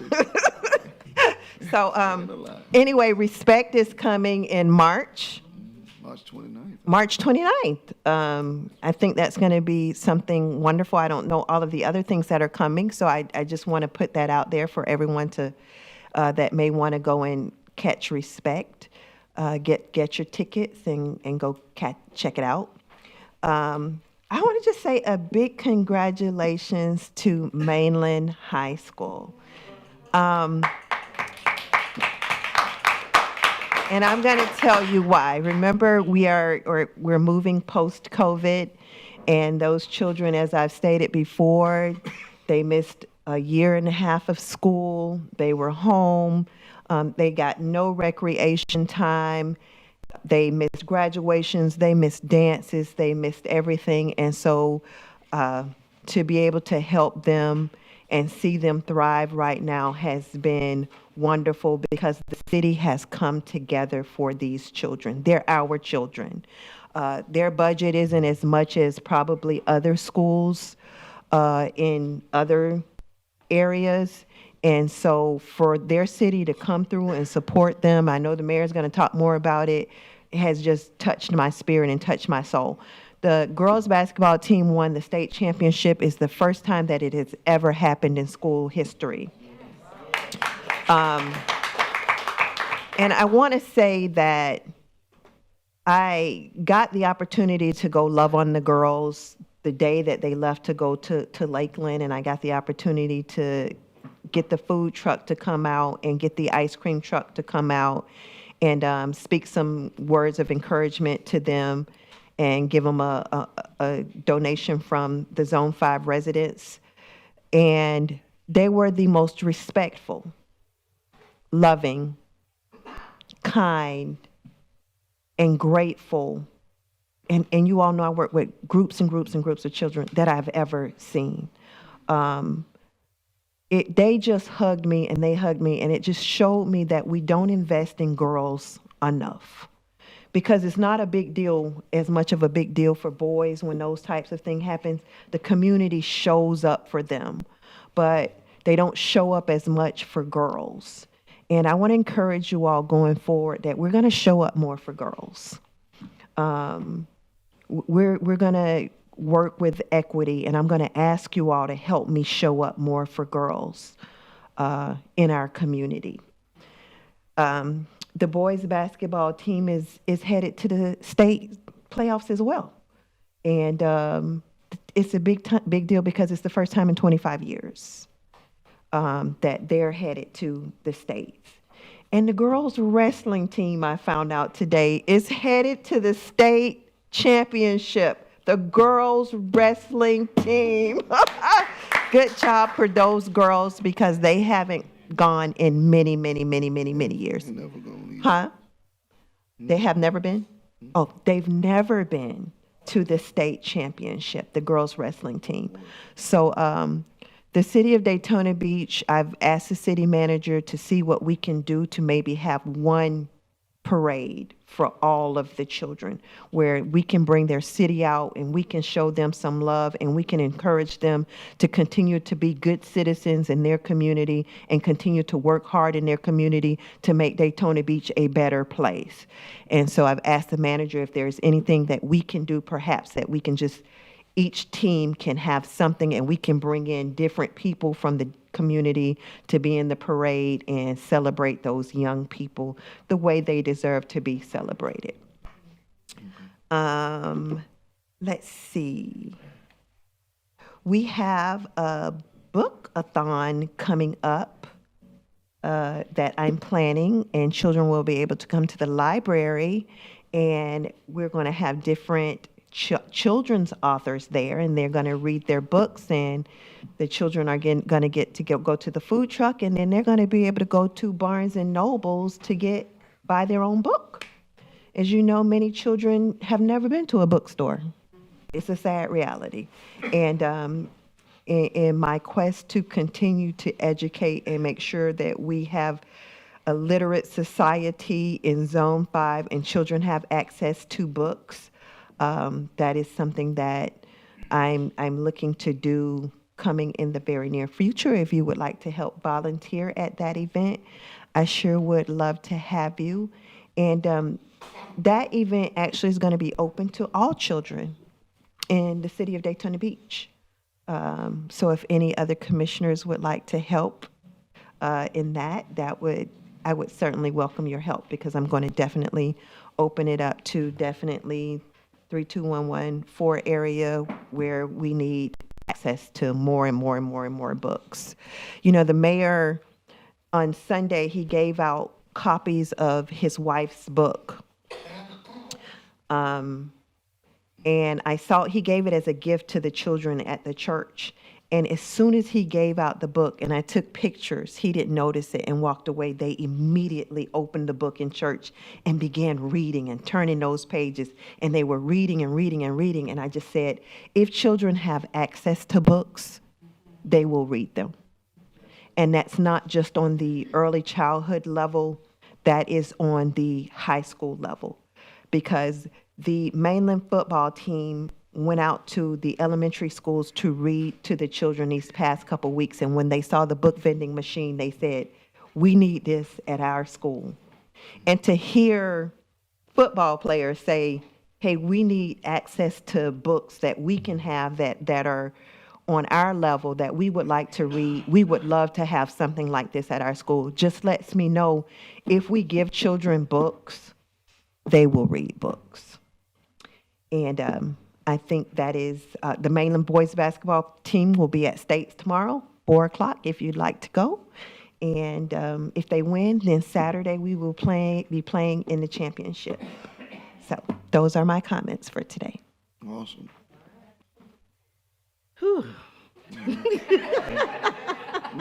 And I never really have comments, so she can stop. Not like that. I had a lot to say. Well, if I may piggyback on literacy. No, that's just my writing.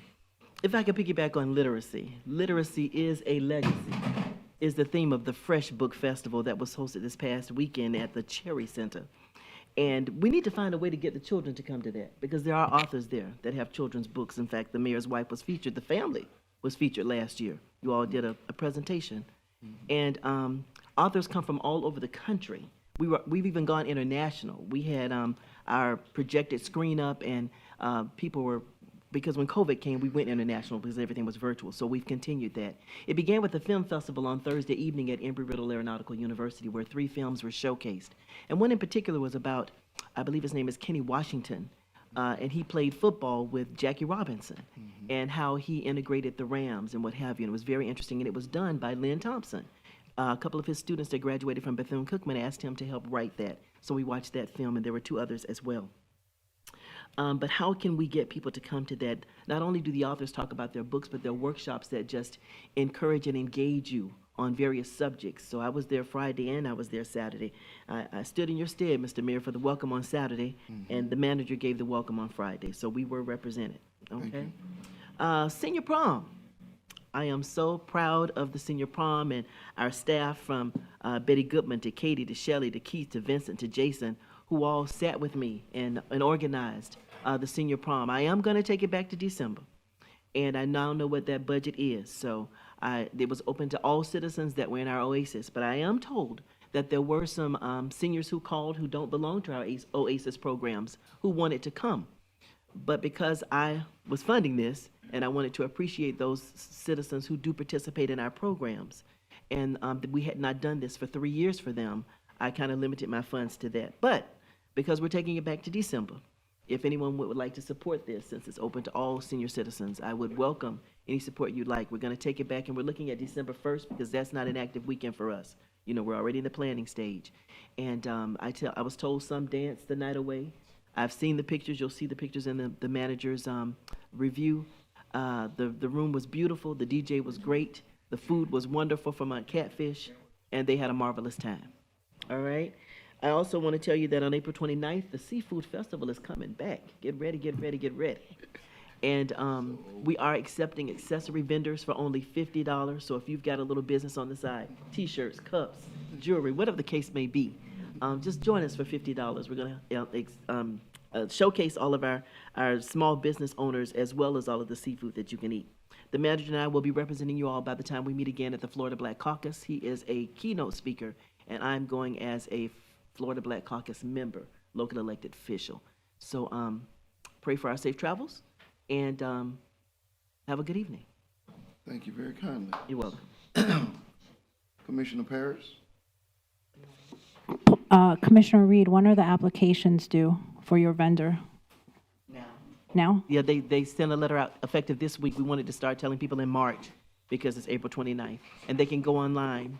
Staff has already produced everything they need to link on to get to the application. Okay. And to piggyback on Commissioner Henry, it is Women's Month. So I hope everyone gets out and tries to encourage one another. Just a fun fact, our first female mayor was Josie Rogers in 1926, and she was also the first female doctor in Florida. I don't have much to say, but I just wanted to say thank you again for everything, for the flooding, Army Corps of Engineers making this happen, making it work, and we'll be working, doing other things as well in conjunction with that. So thank you. Great job, great. Commissioner Strick? 3 things. Underground company MetroNet damaged some water lines, I read in the paper. Are they reimbursing us for the repairs? That's been part of the discussion. Excuse me? Yes, that's being part of the discussion with Andy. If you saw his statement, he also said they should be reimbursing us. Okay. The other thing, Mr. Mayor, you and I can't talk about things like this except right here in this room. Are funds needed for buses and tickets for the state championship? Yeah, I will talk about it in my comments and then give you an opportunity. Okay. Is that okay? Yeah. I'm willing to donate and been dying to donate, but I didn't want to do it in that way. The sunshine thing. And so, anyway, another thing, everybody's fully aware of the anti-Semitic stuff that went on at the Speedway in my neighborhood and in Ormond. And having said that, just to show solidarity to the Jewish community, I'd like to donate $2,000 to the Jewish Federation Jerry Dollar Food Bank.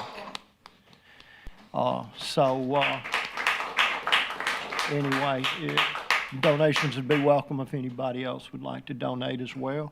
And with that, I will close until you get back around to telling me how much money you need. Okay, thank you. That's what. Okay. And that's Okay. Bike Week funds, right? Bike Week funds? No. Drew said that we could use That's good. ARPA funds. You ARPA can. funds? Okay. As long as you asked him, you're good. That's good. I'd like to add 1,000 to that. I sang in choir with his son, Joe Dolner.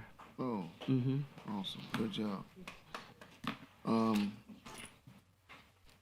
Okay, we have had a great meeting, and I have said all week that we really are at, a great time in the history of our city.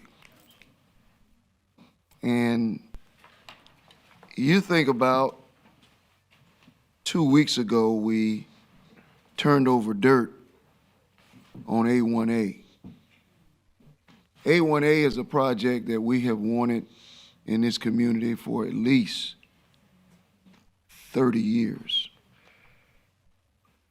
And dirt has been turned over and the project is in full throttle and should be done by 2024 summer.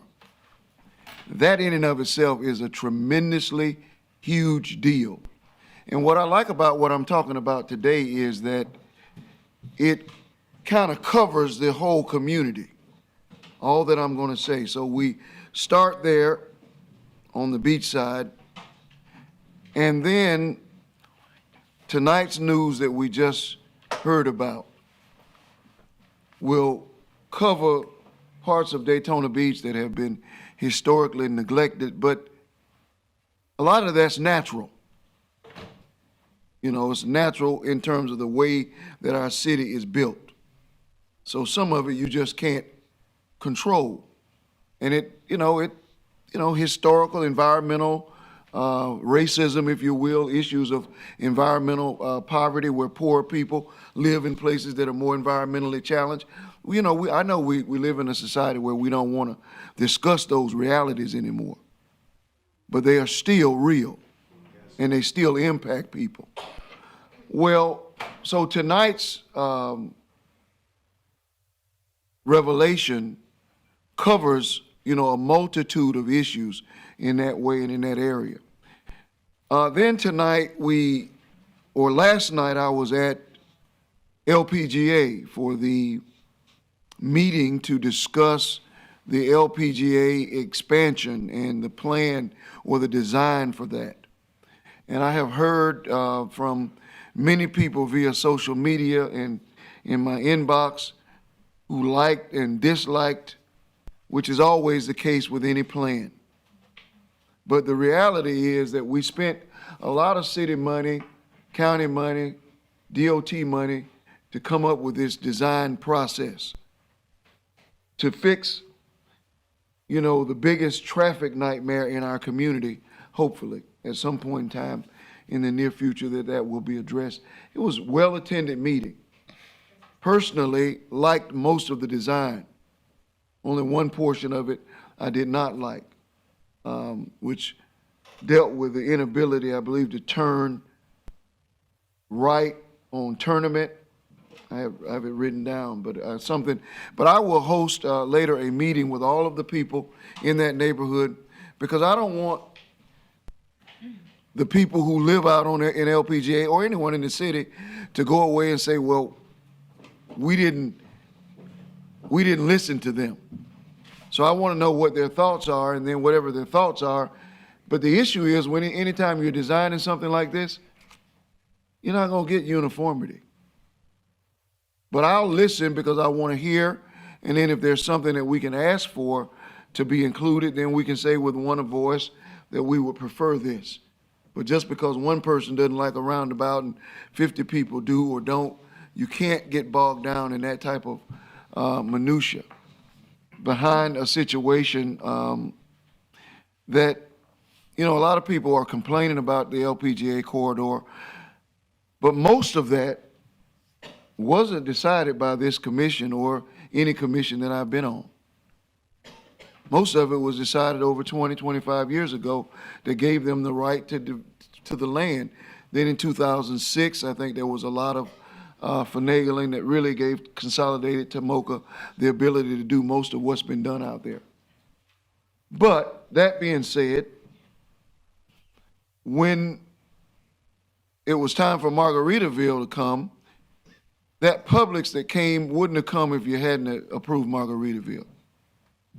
So each time I'm in that traffic, I think about Publix, Margaritaville, and then I yell and say, but I'm not responsible for this road. Then I yell and say, people don't care about that. This is me driving across LPGA. They don't care about that. They just see us as a growth-minded commission that is only concerned about new development. Amen. So, you have to buy and eat a lot of what you accused of, even if it's not true. Then tonight, one of the things that we didn't mention, 227 affordable apartment units were approved by this commission. That, on any other day, would be news that I would be shouting about. I didn't say 100, I didn't say 50, 227. Altogether, on this parcel, over about 600 units approved by this commission. So we cannot sit and say that we have not been doing anything as it relates to affordable housing. We've done more than the entire county combined. Everybody in Daytona Beach. And this project, the builder sent an email and said that it's the best project nowhere else in the state of Florida. Nobody else has a project like this. Nobody, any place in the state. And it's because this commission was willing to do the work. Now, it cost the residents just short of $2 million. But I want y'all to know how much that project is valued at. We gave this community a $150 million project for affordable housing, and we spent $2 million. I can't imagine ever getting a better deal. But I do say this, and I said this to Mark Wass, the attorney for the builder, and I say this to the manager, we can take a little more of that. We can take a little bit more of that. So we'll if you can find any more. So my point is, these are good times, but they're not times without challenges. You still have the beach side, and you still have the issue and the challenges of sober houses. So I would like for us to expedite ways that we can begin to address issues that disturb our neighborhoods. And I put that in the most mild way that I can articulate it. But I think that has to be a priority. Commissioner Henry said, and I'll move now to, you notice y'all see my tie, right? Y'all see that? You see that tie? Manager got the memo. before I go to that, I want to commend the manager's team for winning the 9-11 championship, defeating my team 24-20. And in the championship game, it was another great game. John. Yeah. So the manager gets bragging rights until next season, but we will be back, and we'll see if he's ready again, because I will be ready to talk trash and coach my team. But it was a great season, and it was a great event. Tomorrow night, we're hosting well, I won't be there, but Thursday and Friday. Okay, yeah. Well, I won't be there tomorrow night. Mayor, Okay, I wanted yes. to add one more thing, if that's okay. Go ahead. Andy, Mr. Holmes notified me yesterday that the project was submitted to the TPO for the second phase for Mason Avenue, so. That's another big deal. Yes, that's right. Things are just rolling in the right direction. And I also want to say that this announcement tonight is not just for Daytona Beach. Let's not get it twisted. We've been fighting for this. We'll address and help with from Port Orange all the way to Ormond Beach and that whole Nova Basin that's impacted by this. So our fight is a common fight, and our progress is a common set of progress. Now, as it relates to Mainland High School, I didn't ask the manager, and this commissioner and I didn't talk about this any more than Commissioner Strickland and I. But I didn't ask the manager about a parade. Did I? No, I didn't ask him. But I didn't have y'all's permission. But I knew it was probably gonna come. But I told him about a parade. You know. So now, if anybody objects to the parade, say so now. But I've already told the manager to get some staff on board. We must have a parade. See, that's what he wants. He wants to make sure that, but he told me it's a parade. Yeah. And we must have a parade, and we must have a parade to celebrate the football team, what's their name? The soccer team. They didn't win any championships. They came in second in the district, but they had the best season that they've had in many, many years. Obviously, the girls, can I get a ring, ring? Bling, bling? State championship.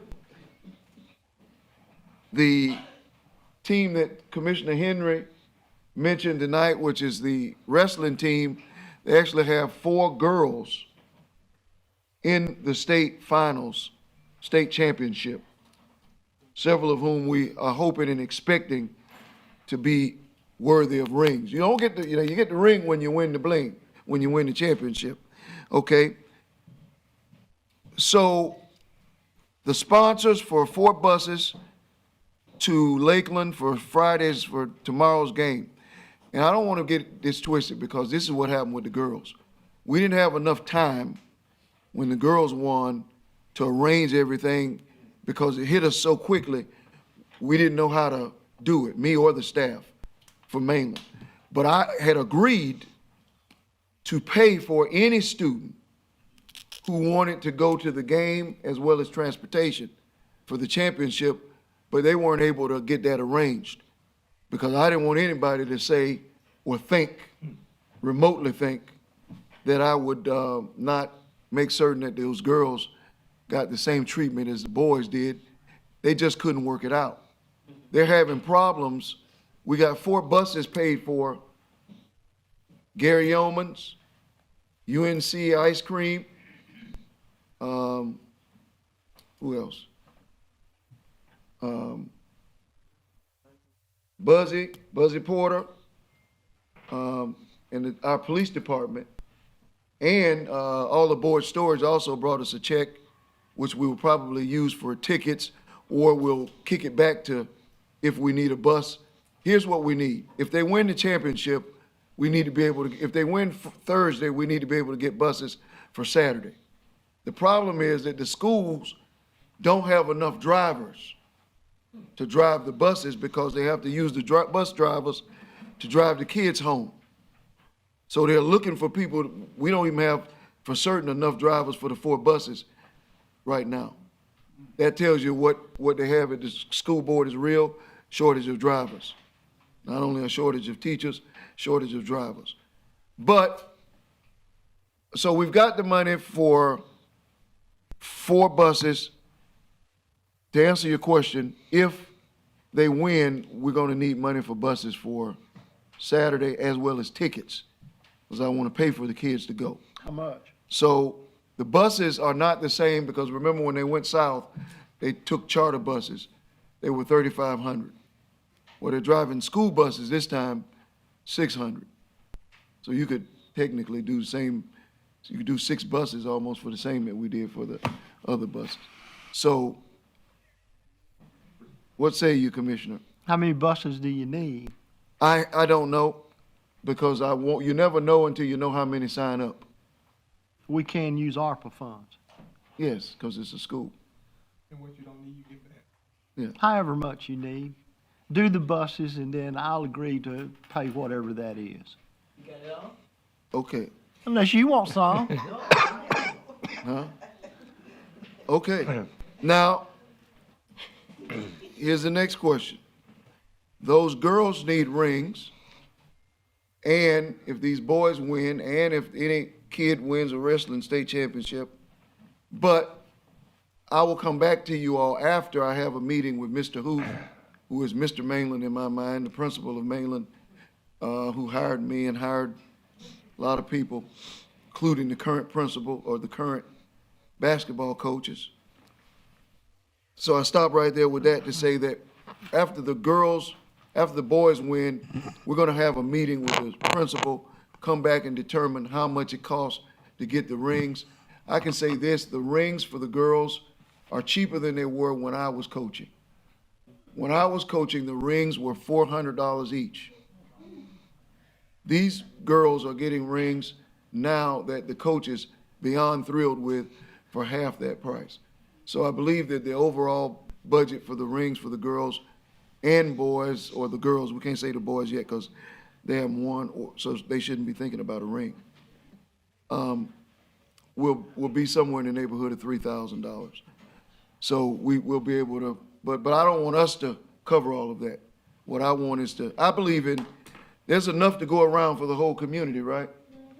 That's why I ask everybody, let people give, because it feels good to give to children, especially children who have achieved and who have responded to the COVID crisis. So I'll come back to you after that. We are in great shape. Let me see what else. That's the last thing. The last thing is this. I was at the girls' championship game on Saturday, and as a coach, this guy knows something about this now. There's nothing like winning the last game. When you win the last game, that includes the playoffs, that means you're champions. No feeling on earth quite like it. And those girls went through adversity this year, but they responded. And they brought home the championship, first time in school's history. The current coach for the boys played for me. He was the captain and the heart and soul of 3 Final Four teams and 2 state championship teams. He has 2 nephews and a nephew of mine on his team. Right now, the commissioner's baby is on the team. So we are and this is what the community needs. You know, that moral grittiness and determination that describes who Daytona Beach is. So, close my remarks with this. This is not the conclusion of the meeting, but it feels good. You take a picture of this, Mr. Manager. Or can you record this for me? I want the whole world to know it so I can show it up tonight. Get your phone out. Yeah, you can talk. I'm gonna let you talk. The meeting's not over. Hold on. Record it. Okay. Go Bucks! All right, thank you. Real quick, just want to say for me, it's a great night. I do have on my blue and gold.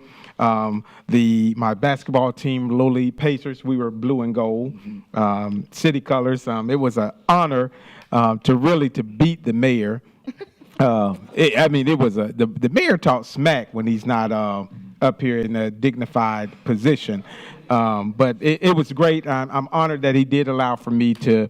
He encouraged me to coach basketball team, and it was pretty good. And Coach Baldy did an exceptional job. Probably one of the best coaches I've seen on the sideline. So for me also, this blue and gold means a lot. I come from a community that is known as a championship community with football and basketball. Both our girls and boys have gone. Commissioner Henry, how many years they've been going to the Final Four, Winter Haven High School? Yeah. So this is good also to come to another community that has championship type caliber. So the blue and gold makes it easy for me to dress in blue and gold because my high school, the Winter Haven High School, is home of the blue and gold, the real blue and gold. And Mainland High School, I've been saying, but pride never dies. Once I got in trouble for supporting a team in Polk County at the state championship for football, I won't do that again. Because I got a lot of phone calls from people.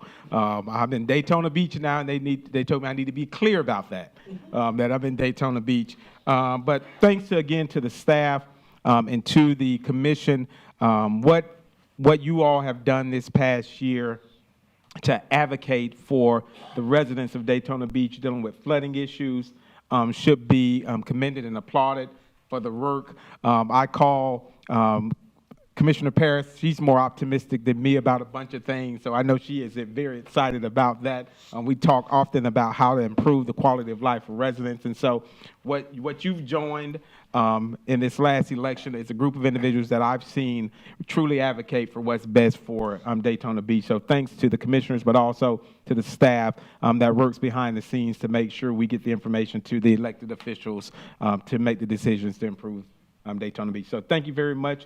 And Commissioner Reed and I do have to leave. She made me the keynote speaker for an event that she says this is on the clock and not a contract. So I'm doing this for free. Okay. For her.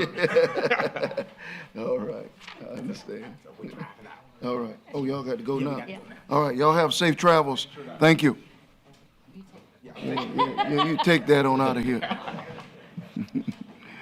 All right, now it's time to hear from the greatest residents on earth. Mayor, before you close, if I could ask one question for clarification. Did you need a commitment tonight to cover the buses that we would take a vote on? Well, the game is Saturday, or is that going to be a reimbursement? We just need the approval for the staff to accommodate. So we'll come back with the financial commitment at a later time? Well, it will be under the manager's discretion anyway, under his authority. So as long as we approve it, it's under his, it won't be exceed his authority. I understand. Thank you. Okay, got that. Okay. I know. Yeah. So we're not coming from Bike Week funds or COVID funds? Well, it It may will be come from COVID COVID funds, but it still will not, it still won't exceed the manager's authority. Okay. All right, very good. Thank you. All right, thank you. Okay. Our first speaker is it Xavier Benavente? And on deck is John Navarro. Beach Street. Mr. Mayor, Commissioners, this is an exciting time for Daytona, and we moved here about 3 years ago because of all the things that you all are realizing now. And it's exciting to see all the developments that are going on downtown, over on A1A, even over on 95. Despite those things, as you probably know, it's some of the smaller quality of life issues that can sometimes be a little bit difficult. There's two things I'd like to talk to you about tonight. It would be both involving automobiles, and it's the speeding on South Beach Street is just horrendous. I have the opportunity to walk that area every morning, as well as sit on my veranda and watch traffic go by. Even sitting in the downtown area in the early morning, cars are just, it's a 20-mile-an-hour zone there, and cars are just speeding through, going up on Orange Cross, and you'll see cars going north on Beach Street, coming off of Bellevue rather, and going across Orange 50, 60 miles an hour, and you can watch them go across over to the beach. It can be dangerous. There's a lot of citizens along South Beach Street that are disabled, elderly, Some of the crosswalks, the lighted signs are not working since the hurricane. So I think maybe some additional enforcement would be helpful. The other area is parking on South Beach Street. For many, many years, Halifax Marina has maintained a general parking area and then a parking area for boat owners and their guests along the Beach Street.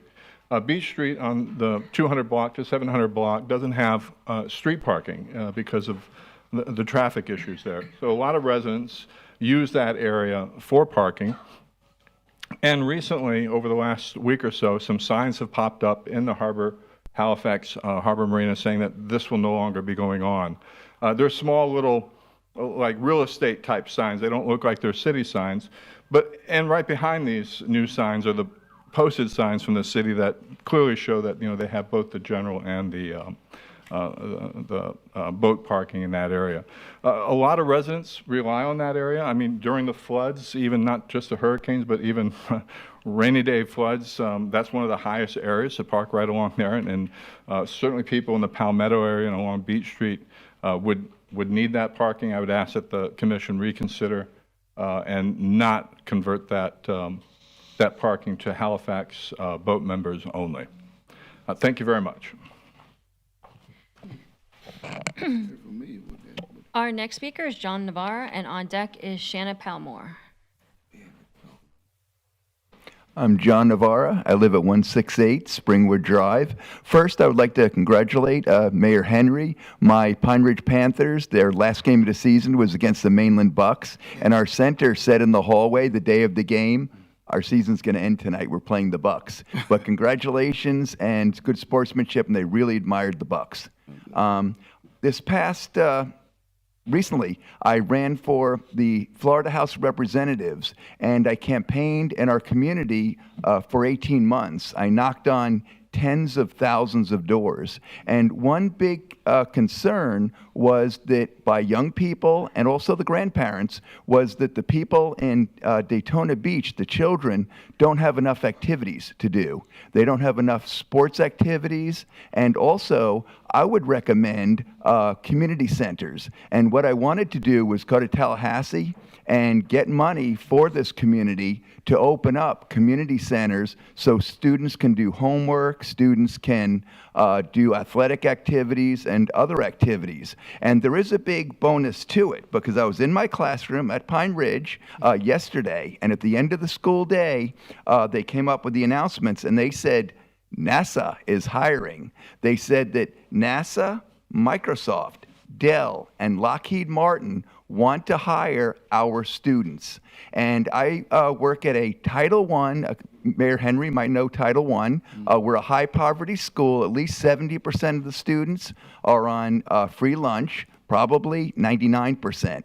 But NASA and Lockheed Martin, Dell, and Microsoft all want to hire our students because they really need workers. And I have a lot of students that have over a 4.0 average, and their parents have never graduated from high school, and they want better lives. So I really think that that would be a good idea. And I did see a documentary, which maybe the mayor would want to see, In the Water.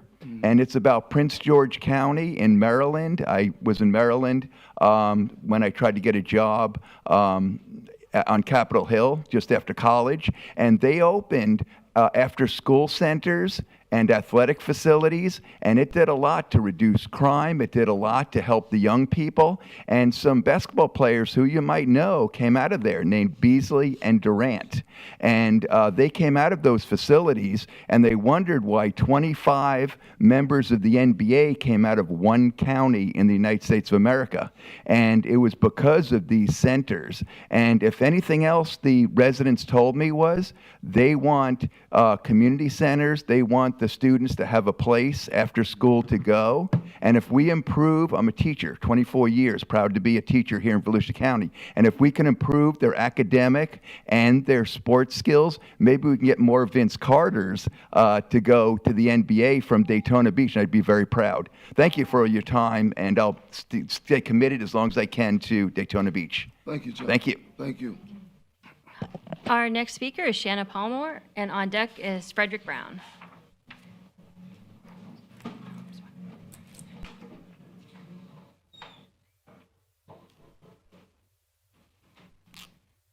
evening. I bring you greetings from International Free and Accepted Modern Masons and Order of Eastern Star.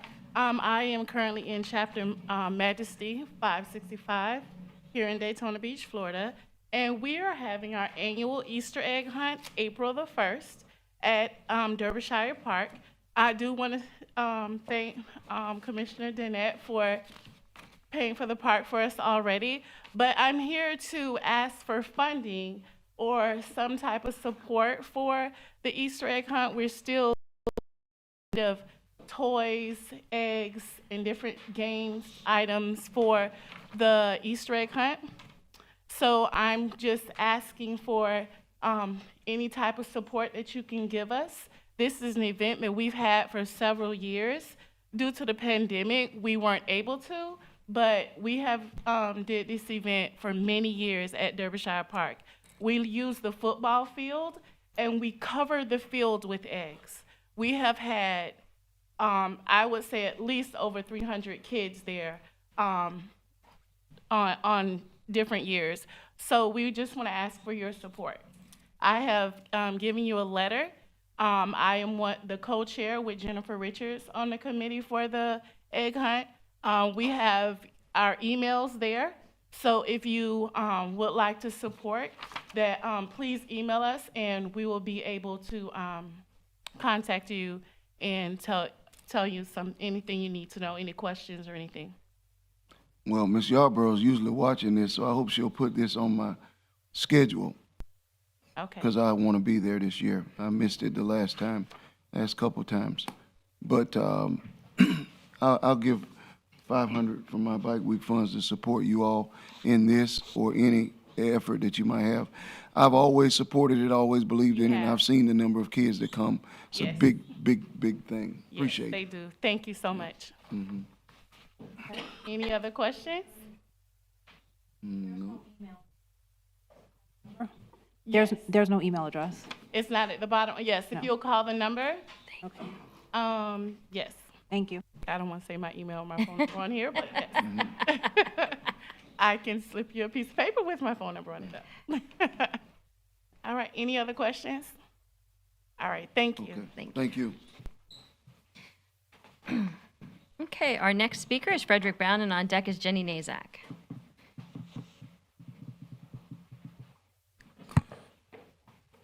Frederick Brown, 1508 Crescent Ridge. I want to preface my mark as a proud father of a daughter with 2 state championship rings. The bling is big. Thank you, Ken, so much for stepping up, especially for women's sports, which is so often neglected. I travel around with my daughter through many of these competitions, and I can just tell you it means a lot to these girls, and it will mean a lot for the rest of their lives. And I agree with the boys as well, but thank you, Ken, for stepping up for the women's sport. I had planned to give this previously. Unfortunately, I only get 3 minutes. I didn't have a clock stoppage like the previous, but I promised Mr. Gallo that I would read this, and I know perhaps, Mr. Mayor, you already have written it online. It's received, last count, almost 350 people. It's probably more than by now. But this is an open letter to Daytona Beach officials. I made sure all of you had a copy of this. But I just wanted to make sure that the city knows that our people are concerned, and I know, Mr. Mayor, you are. Dear Mayor and City Commissioner, as a concerned member of this community, I'm writing to you today to express my deep concern about the rapid and seemingly unchecked growth of our city. While growth can be a positive thing, the current pace and scale of development is causing significant problems for our community. First and foremost, the growth is putting an enormous strain on our infrastructure. Roads are becoming more and more congested, making it difficult for people to get around. Our medical and public services are struggling to keep up with the demand. As a result, the quality of life for many residents is deteriorating. Furthermore, the growth is leading to the destruction of our natural environment. Much of this is being lost as developers tear down trees and replace them with huge developments. This has negative impacts on our air and water quality and potential issues with flooding during hurricane season. I believe it is time for our city leaders to take a step back and reevaluate the approach to development in our community. While growth is important, it should not come at the expense of the well-being of our citizens and the environment. We find we need to find a balance between development and preservation, one that ensures that our community remains a great place to live for generations to come. Therefore, I urge you to put a halt to out-of-control growth in our city. I ask that you take steps to slow down the pace of the development, preserve our natural environment, and invest in the infrastructure and services necessary to support a growing community. Respectfully submitted, Joseph Golo, Daytona Beach. Unfortunately, I have 29 seconds to that, and I got to agree, especially the part about the environment. Okay, this is our slogan here with the campaign I've been working on. I have sent you all copies of the email address and several other pieces of information. You must view that movie. I know at least one commissioner has, The Dutch Solution, on YouTube. You must see that. And I really wanted to present that when the congressman was on, but that needs to be part of the solution. I have a question. Mr. Goller asked you to read this? 'Cause Yes. I know him personally. He did? Yes, Okay, he did. thank you. I have copies of that if you want, so. But he did personally ask me, thank me for doing that, so. And I do know you people care. I really do. It's just that, yeah, it's a complex situation. You have a lot of things to balance, and citizens are important. Thank you again. Oh, he just published this on Nextdoor? Or did he publish it on the page? Yeah, he published it on Nextdoor earlier today. I thought you had read it. It was on my page. Yeah, it was on your page, exactly. Yeah, and I just want to make sure everybody knew about it. I know you did, and I also, as you know, supported you for your response. And by the way, thank you for responding on social media, because a lot of people, that's all they see. You know, so thank you for that. Well, I know. It's not- Media is a crazy place, though. It is. But it's a necessary part of our. And I'm sorry I didn't meet you at the TPO meeting, because there was a couple things I'd like to discuss. Okay, our next speaker is Jenny Nazak, and on deck is Crystal Cross. Jenny Nazak, 501 Harvey. Commissioner Henry, I'm definitely interested in volunteering for your book-a-thon. And I wish Commissioner Reed were still here, because I just want to praise the Fresh Book Festival. It is the most fantastic book festival in the entire universe. I was there for the second time as an author and the fourth time as a shopper and participant. So yeah, love it, love it. I want to support Rick Brown, who's been talking a lot about flooding solutions. I found this article called The Dutch Solution. It is, in essence, to let water in where possible, not hope to subdue Mother Nature, to live with the water rather than struggle to defeat it. The Dutch devised lakes, garages, parks, and plazas that are a boon to daily life, but also double as enormous reservoirs for when the seas and rivers spill over. And what holds true for managing climate change applies to the social fabric too. Environmental and social resilience should go hand in hand, improving neighborhoods, spreading equity, and taming water during catastrophes. And this is what I've been talking to everybody about forever. We have to be so all hands on deck dealing with stormwater and heat mitigation. Every square inch of this city has to be a stormwater sponge, rainwater collector. Actually, when I walked into City Hall this evening, I saw a little LED display saying something like, this is how to collect rainwater, and actually encouraging people to get rain barrels. And on that note, there's a thing in New Smyrna Beach called Spring Fest on Saturday, and it's kind of like an Earth Day type thing, and there's going to be a rain barrel guy there. And I know not everybody can get down to New Smyrna Beach, so I'm probably going to try to do a live from there to show if there's any kind of a rain barrel presentation. We definitely need to be collecting rainwater. Anybody remember how much rain does a 1,000 square foot roof in a 1-inch rain event, how many gallons of water come off of a 1,000 square foot roof?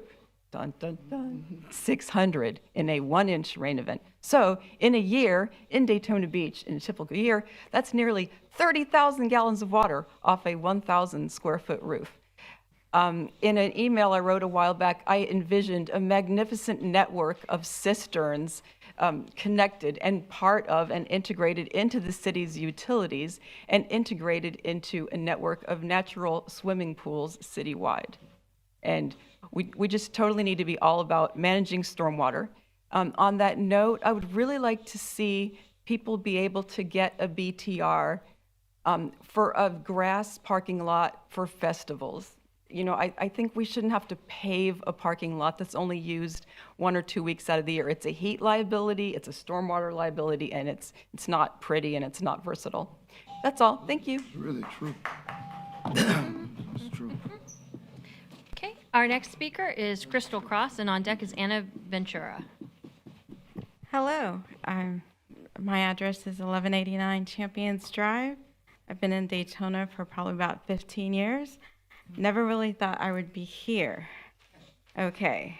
So I am here about the development and the streets and the highways that's going right next door to my house. I'm concerned with the community about how it looks like a maze. And that's what I call it. Well, I did go to the meeting yesterday. And yesterday when I told the engineer that I thought that the senior citizens would have a little bit more harder time following this, he told me maybe they should stop driving. Oh, yeah. So I would say this. I would say that I live here every day, and he lived in Seattle. I would say that we really need to look at this. I'm not saying that we shouldn't do all of this, although I don't really like it. I would say that we need to learn to compromise, because I did talk to him about Tomoka Farms Road, how there would not be a left turn going into LPGA. That was the road. I did talk to him about how there are many people who don't take the highway, but they take Tomoka Farms Road because it is a side road to the highway. He pretty much said that you had to do the roundabout. He was not open to suggestion because I did suggest to try to do it the other way. He did say that he did look at peak hours, and I did tell him that peak hours may be different between the average working person and then the people who live in our community. If you look at LPGA, if you look at Margaritaville, if you look at the people who live in our community, we're a little older, okay? So looking at how to get on and off of LPGA to 95 and making the left and making the right can be very confusing.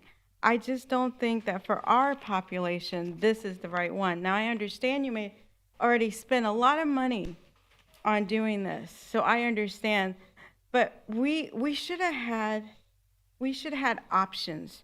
We should have had different engineers come in here, show us options, and then had the focus groups to say, this could be something here. This could be something we could agree. Maybe we could join it together. It shouldn't just be one. And on here it says that build or no build was the option. But when I talked to FDOT yesterday, they said that's not an option. We have to build. So if we have to build, I would just ask that we have more than one option, that we see what else we can have to make it agreeable to everyone in our community. And that's all. And I have been here and been a social worker here for the last 17 years and have enjoyed it. I love serving the community. What's your name again? Crystal Cross. Oh, yes. Ma'am. We corresponded. Do you have the email for DOT? Because you can send in your comments. I do, and I will. I Okay. only went to the meeting yesterday. I work full-time. Okay. So went to work, came here afterwards, and I haven't been still since. So Okay. yes, I do plan on this weekend. Okay, doing I'm just that. making sure. Thank you. Thank you. Thank you. Thank you. Our next speaker is Anna Ventura, and on deck is Edward Daffin.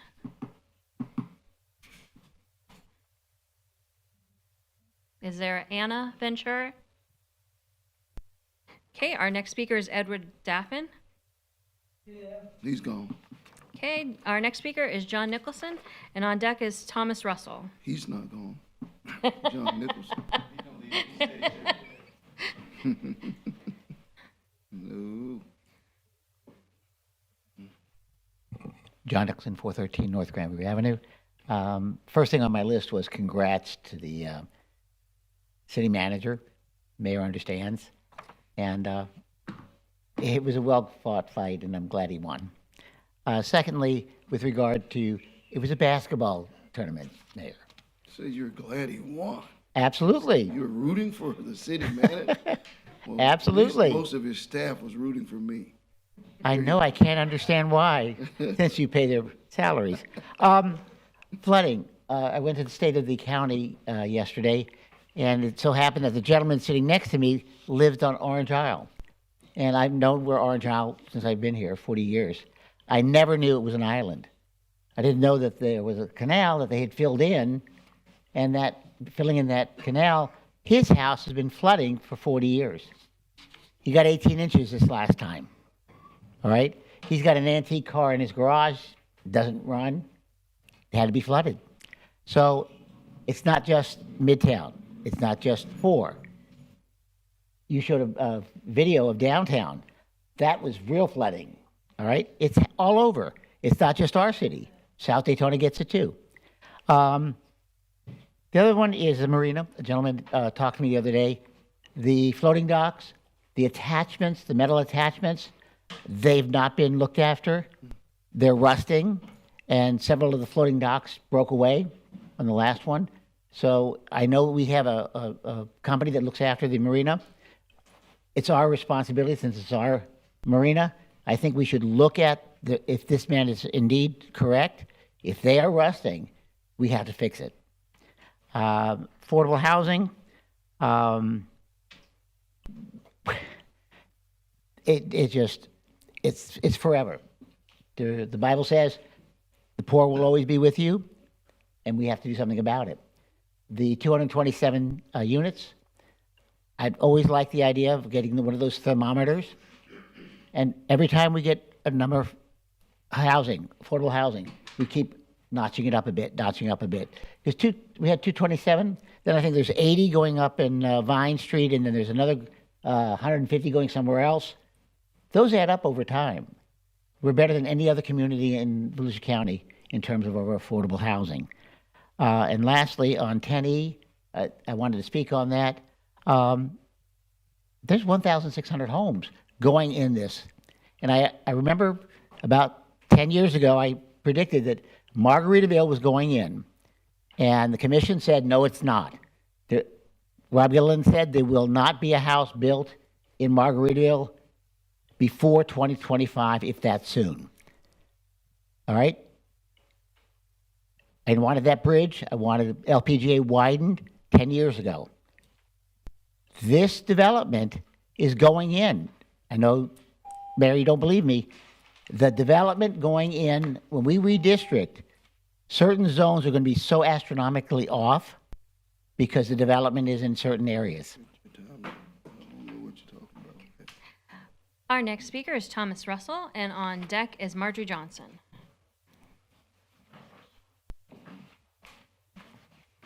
Hi, my name is Thomas Russell.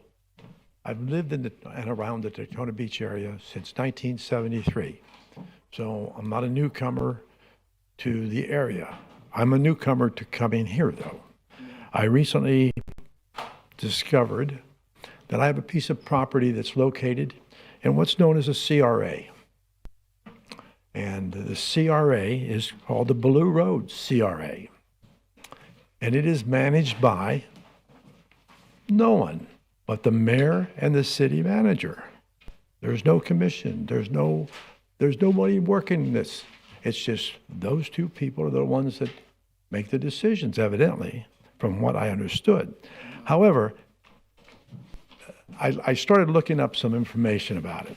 And the CRA was developed in an area that was all run down old 1940 buildings, concrete, stone, built around an area called the Root Canal, which I brought up about 2 weeks ago.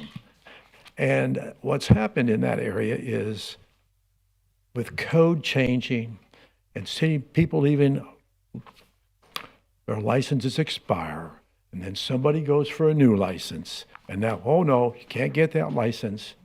It doesn't meet the current code.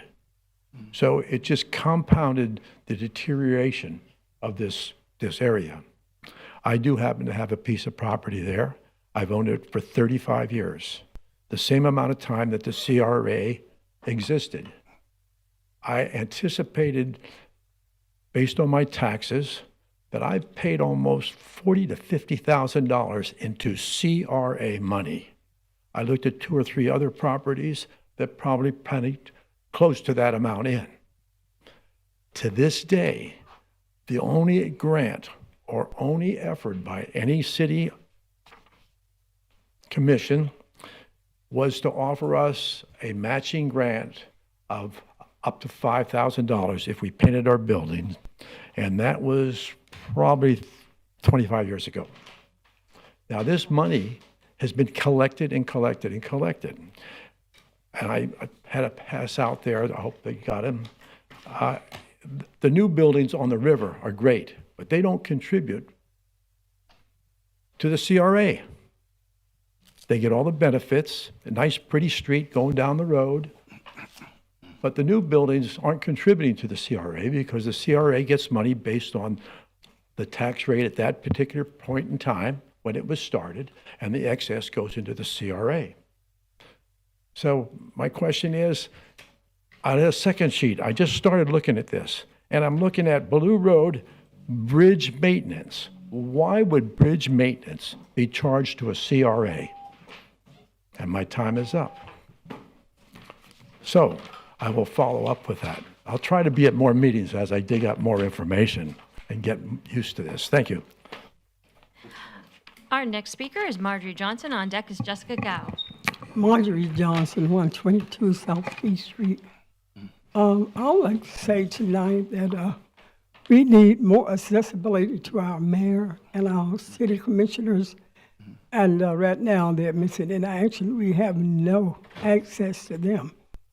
And so the last meeting I had with Commissioner Reed, which was 5 or 6 years ago, she didn't show. And then she came and said, oh, let's set up another meeting. It's on YouTube, and it never happened.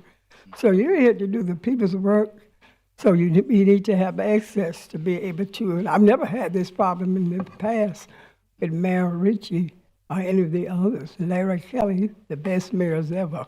So you need to do something to correct that. Okay, also at the last meeting, I spoke about Bethune-Cookman University and the fact that you need to pave that road in front of Bethune-Cookman. The infrastructure is in terrible condition. And I gave you the information, and nothing has been done about it. It's all cracked up, and that's your zone, Miss Quinita May. And you ran and got those votes up there. It would be nice if you would go up there and fix that street. It would not look like that in front of Embry-Riddle, the Daytona State College and other colleges.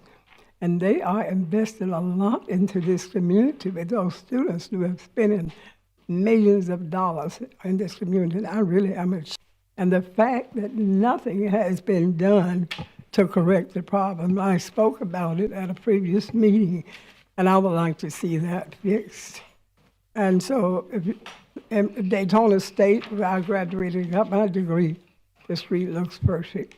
So we need to be concerned about that college and the fact that Mary McCall Bethune left back a beautiful legacy. And I would like to see you, Ms. Quinita May, and this entire commission address that problem. The other problem I would like to talk about tonight is the fact that there are numerous attempts that I have made to meet with you, Mayor Henry, and I stated earlier that we have no access to you, and that's a problem, so you need to correct that problem. The residents are saying that they feel abandoned, and I had a meeting today with my county council representative, and he is outstanding. Yes, he is. District 1, he was here tonight, he left. Matt is my county councilman. I helped get him elected. And I really feel that he's doing a good job. And he said that he could meet with me any time. And he's came up with some good solutions to the problem. So let's make that happen. We need access to our constituents. We need access to our leaders. Our next speaker is Jessica Gao, and on deck is William Bitter. Oh, no, she got him elected. Good evening. It is almost my bedtime, so you guys are very impressive. I wanted to stick around tonight. I didn't do it earlier. We had more important things to discuss, and it was really exciting. But the mayor mentioned an email that we got from a client about Daytona Beach's affordable housing journey, and I want to make sure that all the commissioners got to hear what was said with their permission. So, Wait a minute. Yep. Before you go, I want to record you. Oh, buddy. It's already being You all recorded should anyway. know this. I know, but I need it right here. Okay. So one of the principals of Atlantic Housing reached out to Mark and I, and he said this. He was excited for tonight's meeting, and he said he was feeling reflective. He said, for Atlantic Housing Partnership had a large capital gain to reinvest. Where to go is an enormous decision, the largest in our company's history. They looked at Orlando, where affordable rents were about 10% higher than here in Daytona could afford. They said that the city of Orlando was unwilling to be creative, flexible, or really even willing to listen, unlike Daytona. In Daytona, we've built and are building over 600 affordable units at this location. They said when presented with the proposition that an investor was willing to provide the capital to build affordable housing, the mayor's only statement was, we need to make this happen. We as a company, them, not me, have built over 35,000 affordable units in 30 years in 10 states. This job is the best example of long-term local government advocacy and support we've been a part of. At every turn, the goal was simply get the housing built. 150 million of affordable housing construction has happened as a result, a very rare success story in affordable housing. So I thought it was really sweet. My note is that your Nexus study that we reviewed a little while ago said you needed 188 units a year to meet with the affordable housing demand.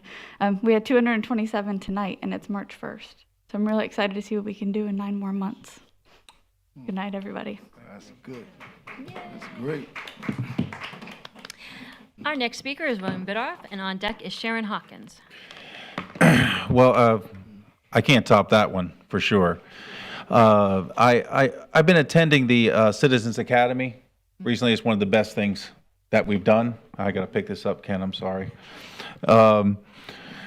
Well, I've been noticing some things in the neighborhood. Like I think it's one of the city commission meetings we're talking about lighting, and everybody's trying to put that on the city. So what I did is I started lighting up East ISB and see how it works. So I started putting a lot of security lights up. The problem started moving out of the neighborhoods on Grandview Avenue and some other places, and people have been noticing. The one thing is next, and I hate complaining about anything. There's the old Speedway bar at 500 East International. They got this cable fence. It has like little phone wires tied across it. Is there anything that can be done about it? It looks really bad from when we have events. When it comes in, it looks bad when we drive down the road. That's just one thing. The other thing is, I feel as a citizen, we're all in together with you all. A wise man once said to me, how do you eat an elephant? Well, one bite at a time. So it's real simple. We're all in this together. And I don't like it when business owners come up and they say, well, the city needs to do this and this. What can we all do with the city to make the city better? Mm-hmm. And I think it's real simple. If business owners don't want to come in and dedicate their time to making things better in the city, why should they get everything out of us?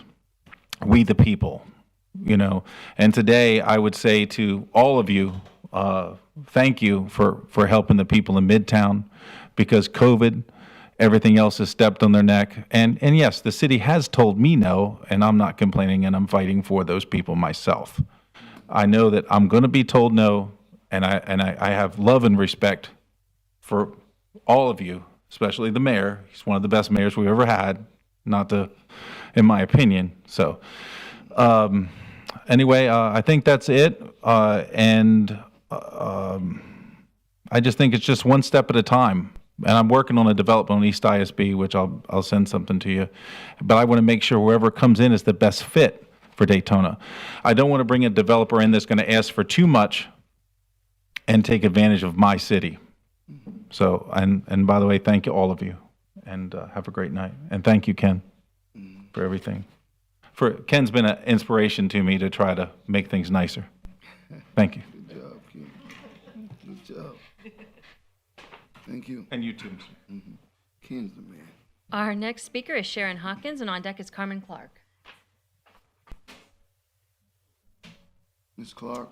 Is there a Ken- Sharon Hawkins Sharon's not here? here. Okay, is there a Carmen Clark? Ms. Clark is over there. Okay. Okay. I did, She'll pass. I'm not sure. Oh, okay. Pardon me. Thank you.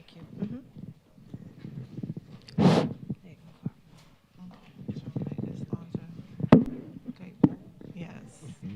Good evening, everyone. Mayor and your commission. My name is Carmen Clark, and I am the director of the Steep House Incorporated.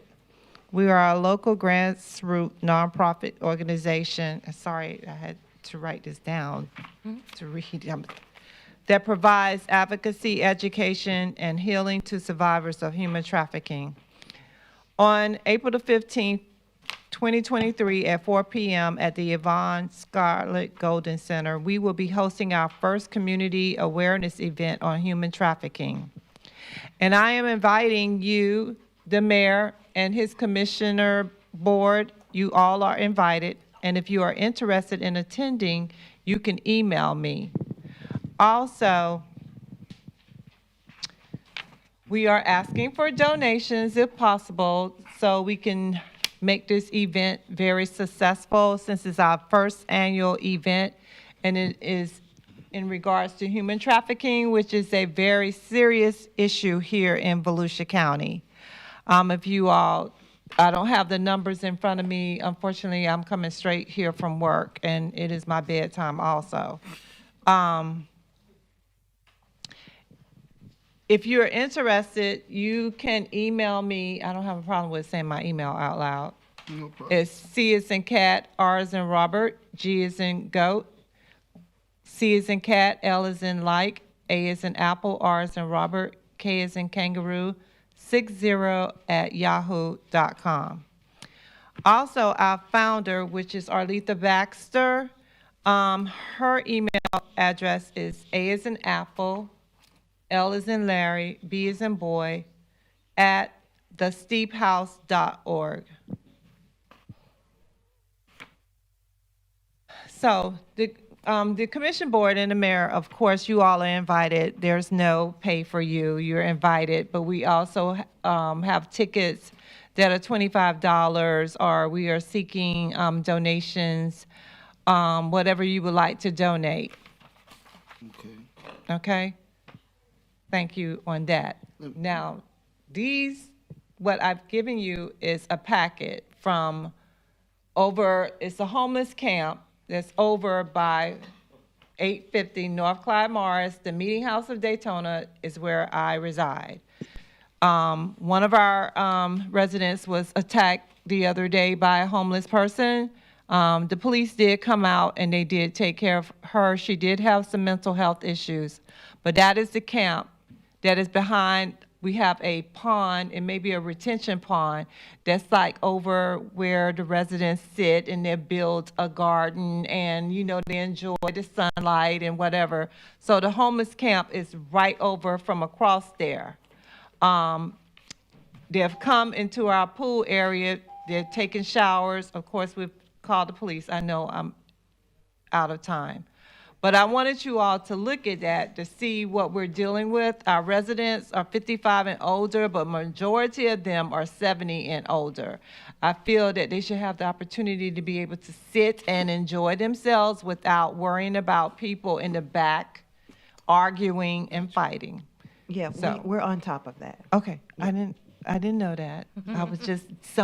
I was told today to come do this, and I was following directions Okay, from. follow directions, but you're past your time. I know that. And, And I was. but we do know about it. It's a tough I was following situation. directions from your mama. I know she Yes, knows coming. we're working on it.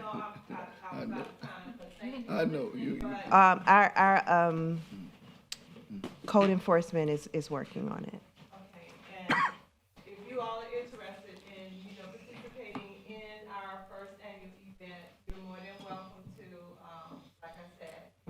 What day is it? What, just email it to me. And tell me a little more, because I Okay, no, and we're asking for donations if you would like to donate towards this event to help make it happen, because it's our first annual, and, you know, we are a nonprofit, so. Okay. Okay? And you already have, you got your nonprofit? Yes, it's on some bids and everything. It's not a made-up. It's Okay, on some no. bids. Yes. All right, okay. It's incorporated. All right. Okay. Our next speaker is Maria Johnson, and on deck, well, I have Anthony Goff, but I believe he left. He was for the Boaz Lounge about parking. And on deck is Sandy Murphy. Do we have a Maria Johnson? Okay. Hello. I wanted to come and put on the record tonight that I lived at 416 South Dr. Martin Luther King Jr. Boulevard, and I reported that Mr. Muhammad Khan did not have a rentals license and also had many code violations with code enforcement. So I wanted to make known that during his last meeting here, I came to testify, and Mr. Steve with code enforcement said, "Oh no, what are you doing here?" I said, "I'm here to testify." He said, "Oh, you don't need to testify in this meeting. This is being dismissed. So go online and see what's happening next, and you can prepare for that." So I had my two boys with me, which is 15 and 4, and I took them to school. I had to leave to take them out or whatever, and so I didn't get a chance to stay as long as I really wanted to stay. So with that being said, I am here now putting it on the record that Mr. Muhammad Khan, he penny-ante around with code enforcement, and I have evidence that he has moved someone else in that same deplorable house where me and my children both got sick, and we have medical bills behind it. And the house is boarded up on both sides of the home, and there's a family living in there. He evicted them the same process he did with me, stating that he did not get rent, and also going through issues with code enforcement. I know that code enforcement has been on the property, but the property is literally deplorable. The floors is falling in, there's things going on. He's having the same issues with gas. That's why we got sick in the house. One of the reasons why we got sick in the house is because of gas. The fire department came out more than one time to see about me and my kids. And the gas man that came out just to check about the gas leak or whatever, he also made notes that there was something going on in the house that was leaking gas, and it wasn't on the city side. So I just need the city to know that because of affordable housing, my children and I have been living in hotels, and my children are with CPC now. I've been dealing with this since June. My children are with CPC now, and I got a phone call from my 4-year-old asking me to come home, and I don't have a home to bring him to. I have been a catalyst for a lot of hurdles that we have been through, and I'm opening up a company called Matters of the Heart, and that is dealing with anything from incest to carcinoma and a lot of things that we don't want to talk about, to help end anxiety, depression, and children growing up angry. And also, this company is also to help parents, to help facilitate, have an assessment, evaluation, and then several entities to help overcome hurdles. You know, so my concern tonight is that I'm in a position, due to lack of affordable housing, due to my current state, and then things that I've been dealing with from a foreigner. He's a nuisance to the state of Daytona Beach, Florida. He doesn't have any intentions to do right. Okay. Families don't deserve to go through this. Children, mothers, parents. Okay, thank you. Our next speaker is Sandy Murphy, and on deck is Ann Ruby. Good evening again. Sandy Murphy, 136 Park Avenue. Mr. Mayor, you had talked about Clyde Morris Landing as Jessica Gal did, and the great stride that is in terms of affordable housing in our community. But what we have to remember is that the gap is huge. The gap is what I was taught at my last Housing Commission retreat, 11,000 units in our area. And that's, you know, several hundred units is very important, but that has to happen again and again and again. And one thing that we have not done is taken that next step from the Nexus study to say, what can we require of developers who are putting in housing in terms of a portion of that for affordable housing? When we're looking now at a big project like Waypoint, that's 1,600 units eventually, and we have no requirement that any part of that is affordable housing. And we have the data now, or the excuse, the explanation of why that's necessary. We need to do something in terms of policy to make sure that people who come in and develop new housing are developing a portion of that as affordable housing, or making funds available for that housing to be built elsewhere, because the demand is enormous and we can't just put that down the road. We have to do something now. And Commissioner Henry, I would love to volunteer for your bookathon as well. Okay, and our final speaker tonight is Ann Ruby. Hi, Ann Ruby, 137 Park Avenue. First of all, I want to invite y'all to come and serve first responders, burgers, hot dogs, not just first responders, but the city workers in Daytona Beach, the Bike Week, B&W Bike Week Barbecue.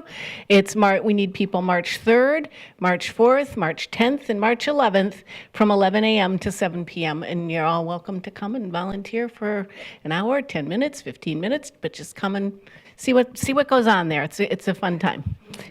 Where? Oh, yeah, good point. At the back of the Harvey Street Police Station on the beach side. I will be there. Is there parking for us? Yes. Okay. Okay. Second thing, on the Bike Week Master Plan, that right now you have this kind of complex process that has lots of guidelines that are not necessarily being enforced and are always kind of running over out of time. There's a kind of a mush and a mess between what's a festival, what's not a festival. And I think it's time, and these guidelines have been in place since 2012, and it has done nothing to alleviate the blight in the CRAs. So I think we need to think of this in a more holistic way, not just how do we manage these distinct events, because these events are great for the city. People do make money, and they are advantageous. But how can we set up these events so that they encourage people to sell vacant lots, develop vacant lots, and have year-round businesses that are actually open? And to that end, I think rather than tweak, add new code, add this, we need to put this in the redevelopment department and have them come up with a holistic plan on the best way to do this. And I really would urge you to request that, because I think it's time. It's time to really re-examine this and see how these events can coexist with redevelopment. So that's what we need to do. That's my recommendation. Anyhow, the other thing I want to talk about is with the new growth that's coming. A lot of it, as Sandy mentioned, we do need to do the inclusionary zoning piece. We haven't done that, but there's a lot of things that are in the pipeline that we can't make that requirement on. But we can, and I would urge you again to do this, set expectations for plan developments. Set some guidance so that when staff sits down with a developer, they kind of know what you would prefer to see. And it should be some inclusionary zoning on a voluntary basis. It could be. It could be things on sustainability, walkability, multimodal transport, interconnectivity. These are all things that are going to make our new developments in our city much better, but they're not going to happen unless you give clear guidance to staff that when we're talking to a developer, these are the things we want to see. And now I'm done, and I hope you have fun at the Bike Week Barbecue. Thank you. Thank you. Good night. That was our final speaker. Good night, Daytona Beach. Buck pride never dies.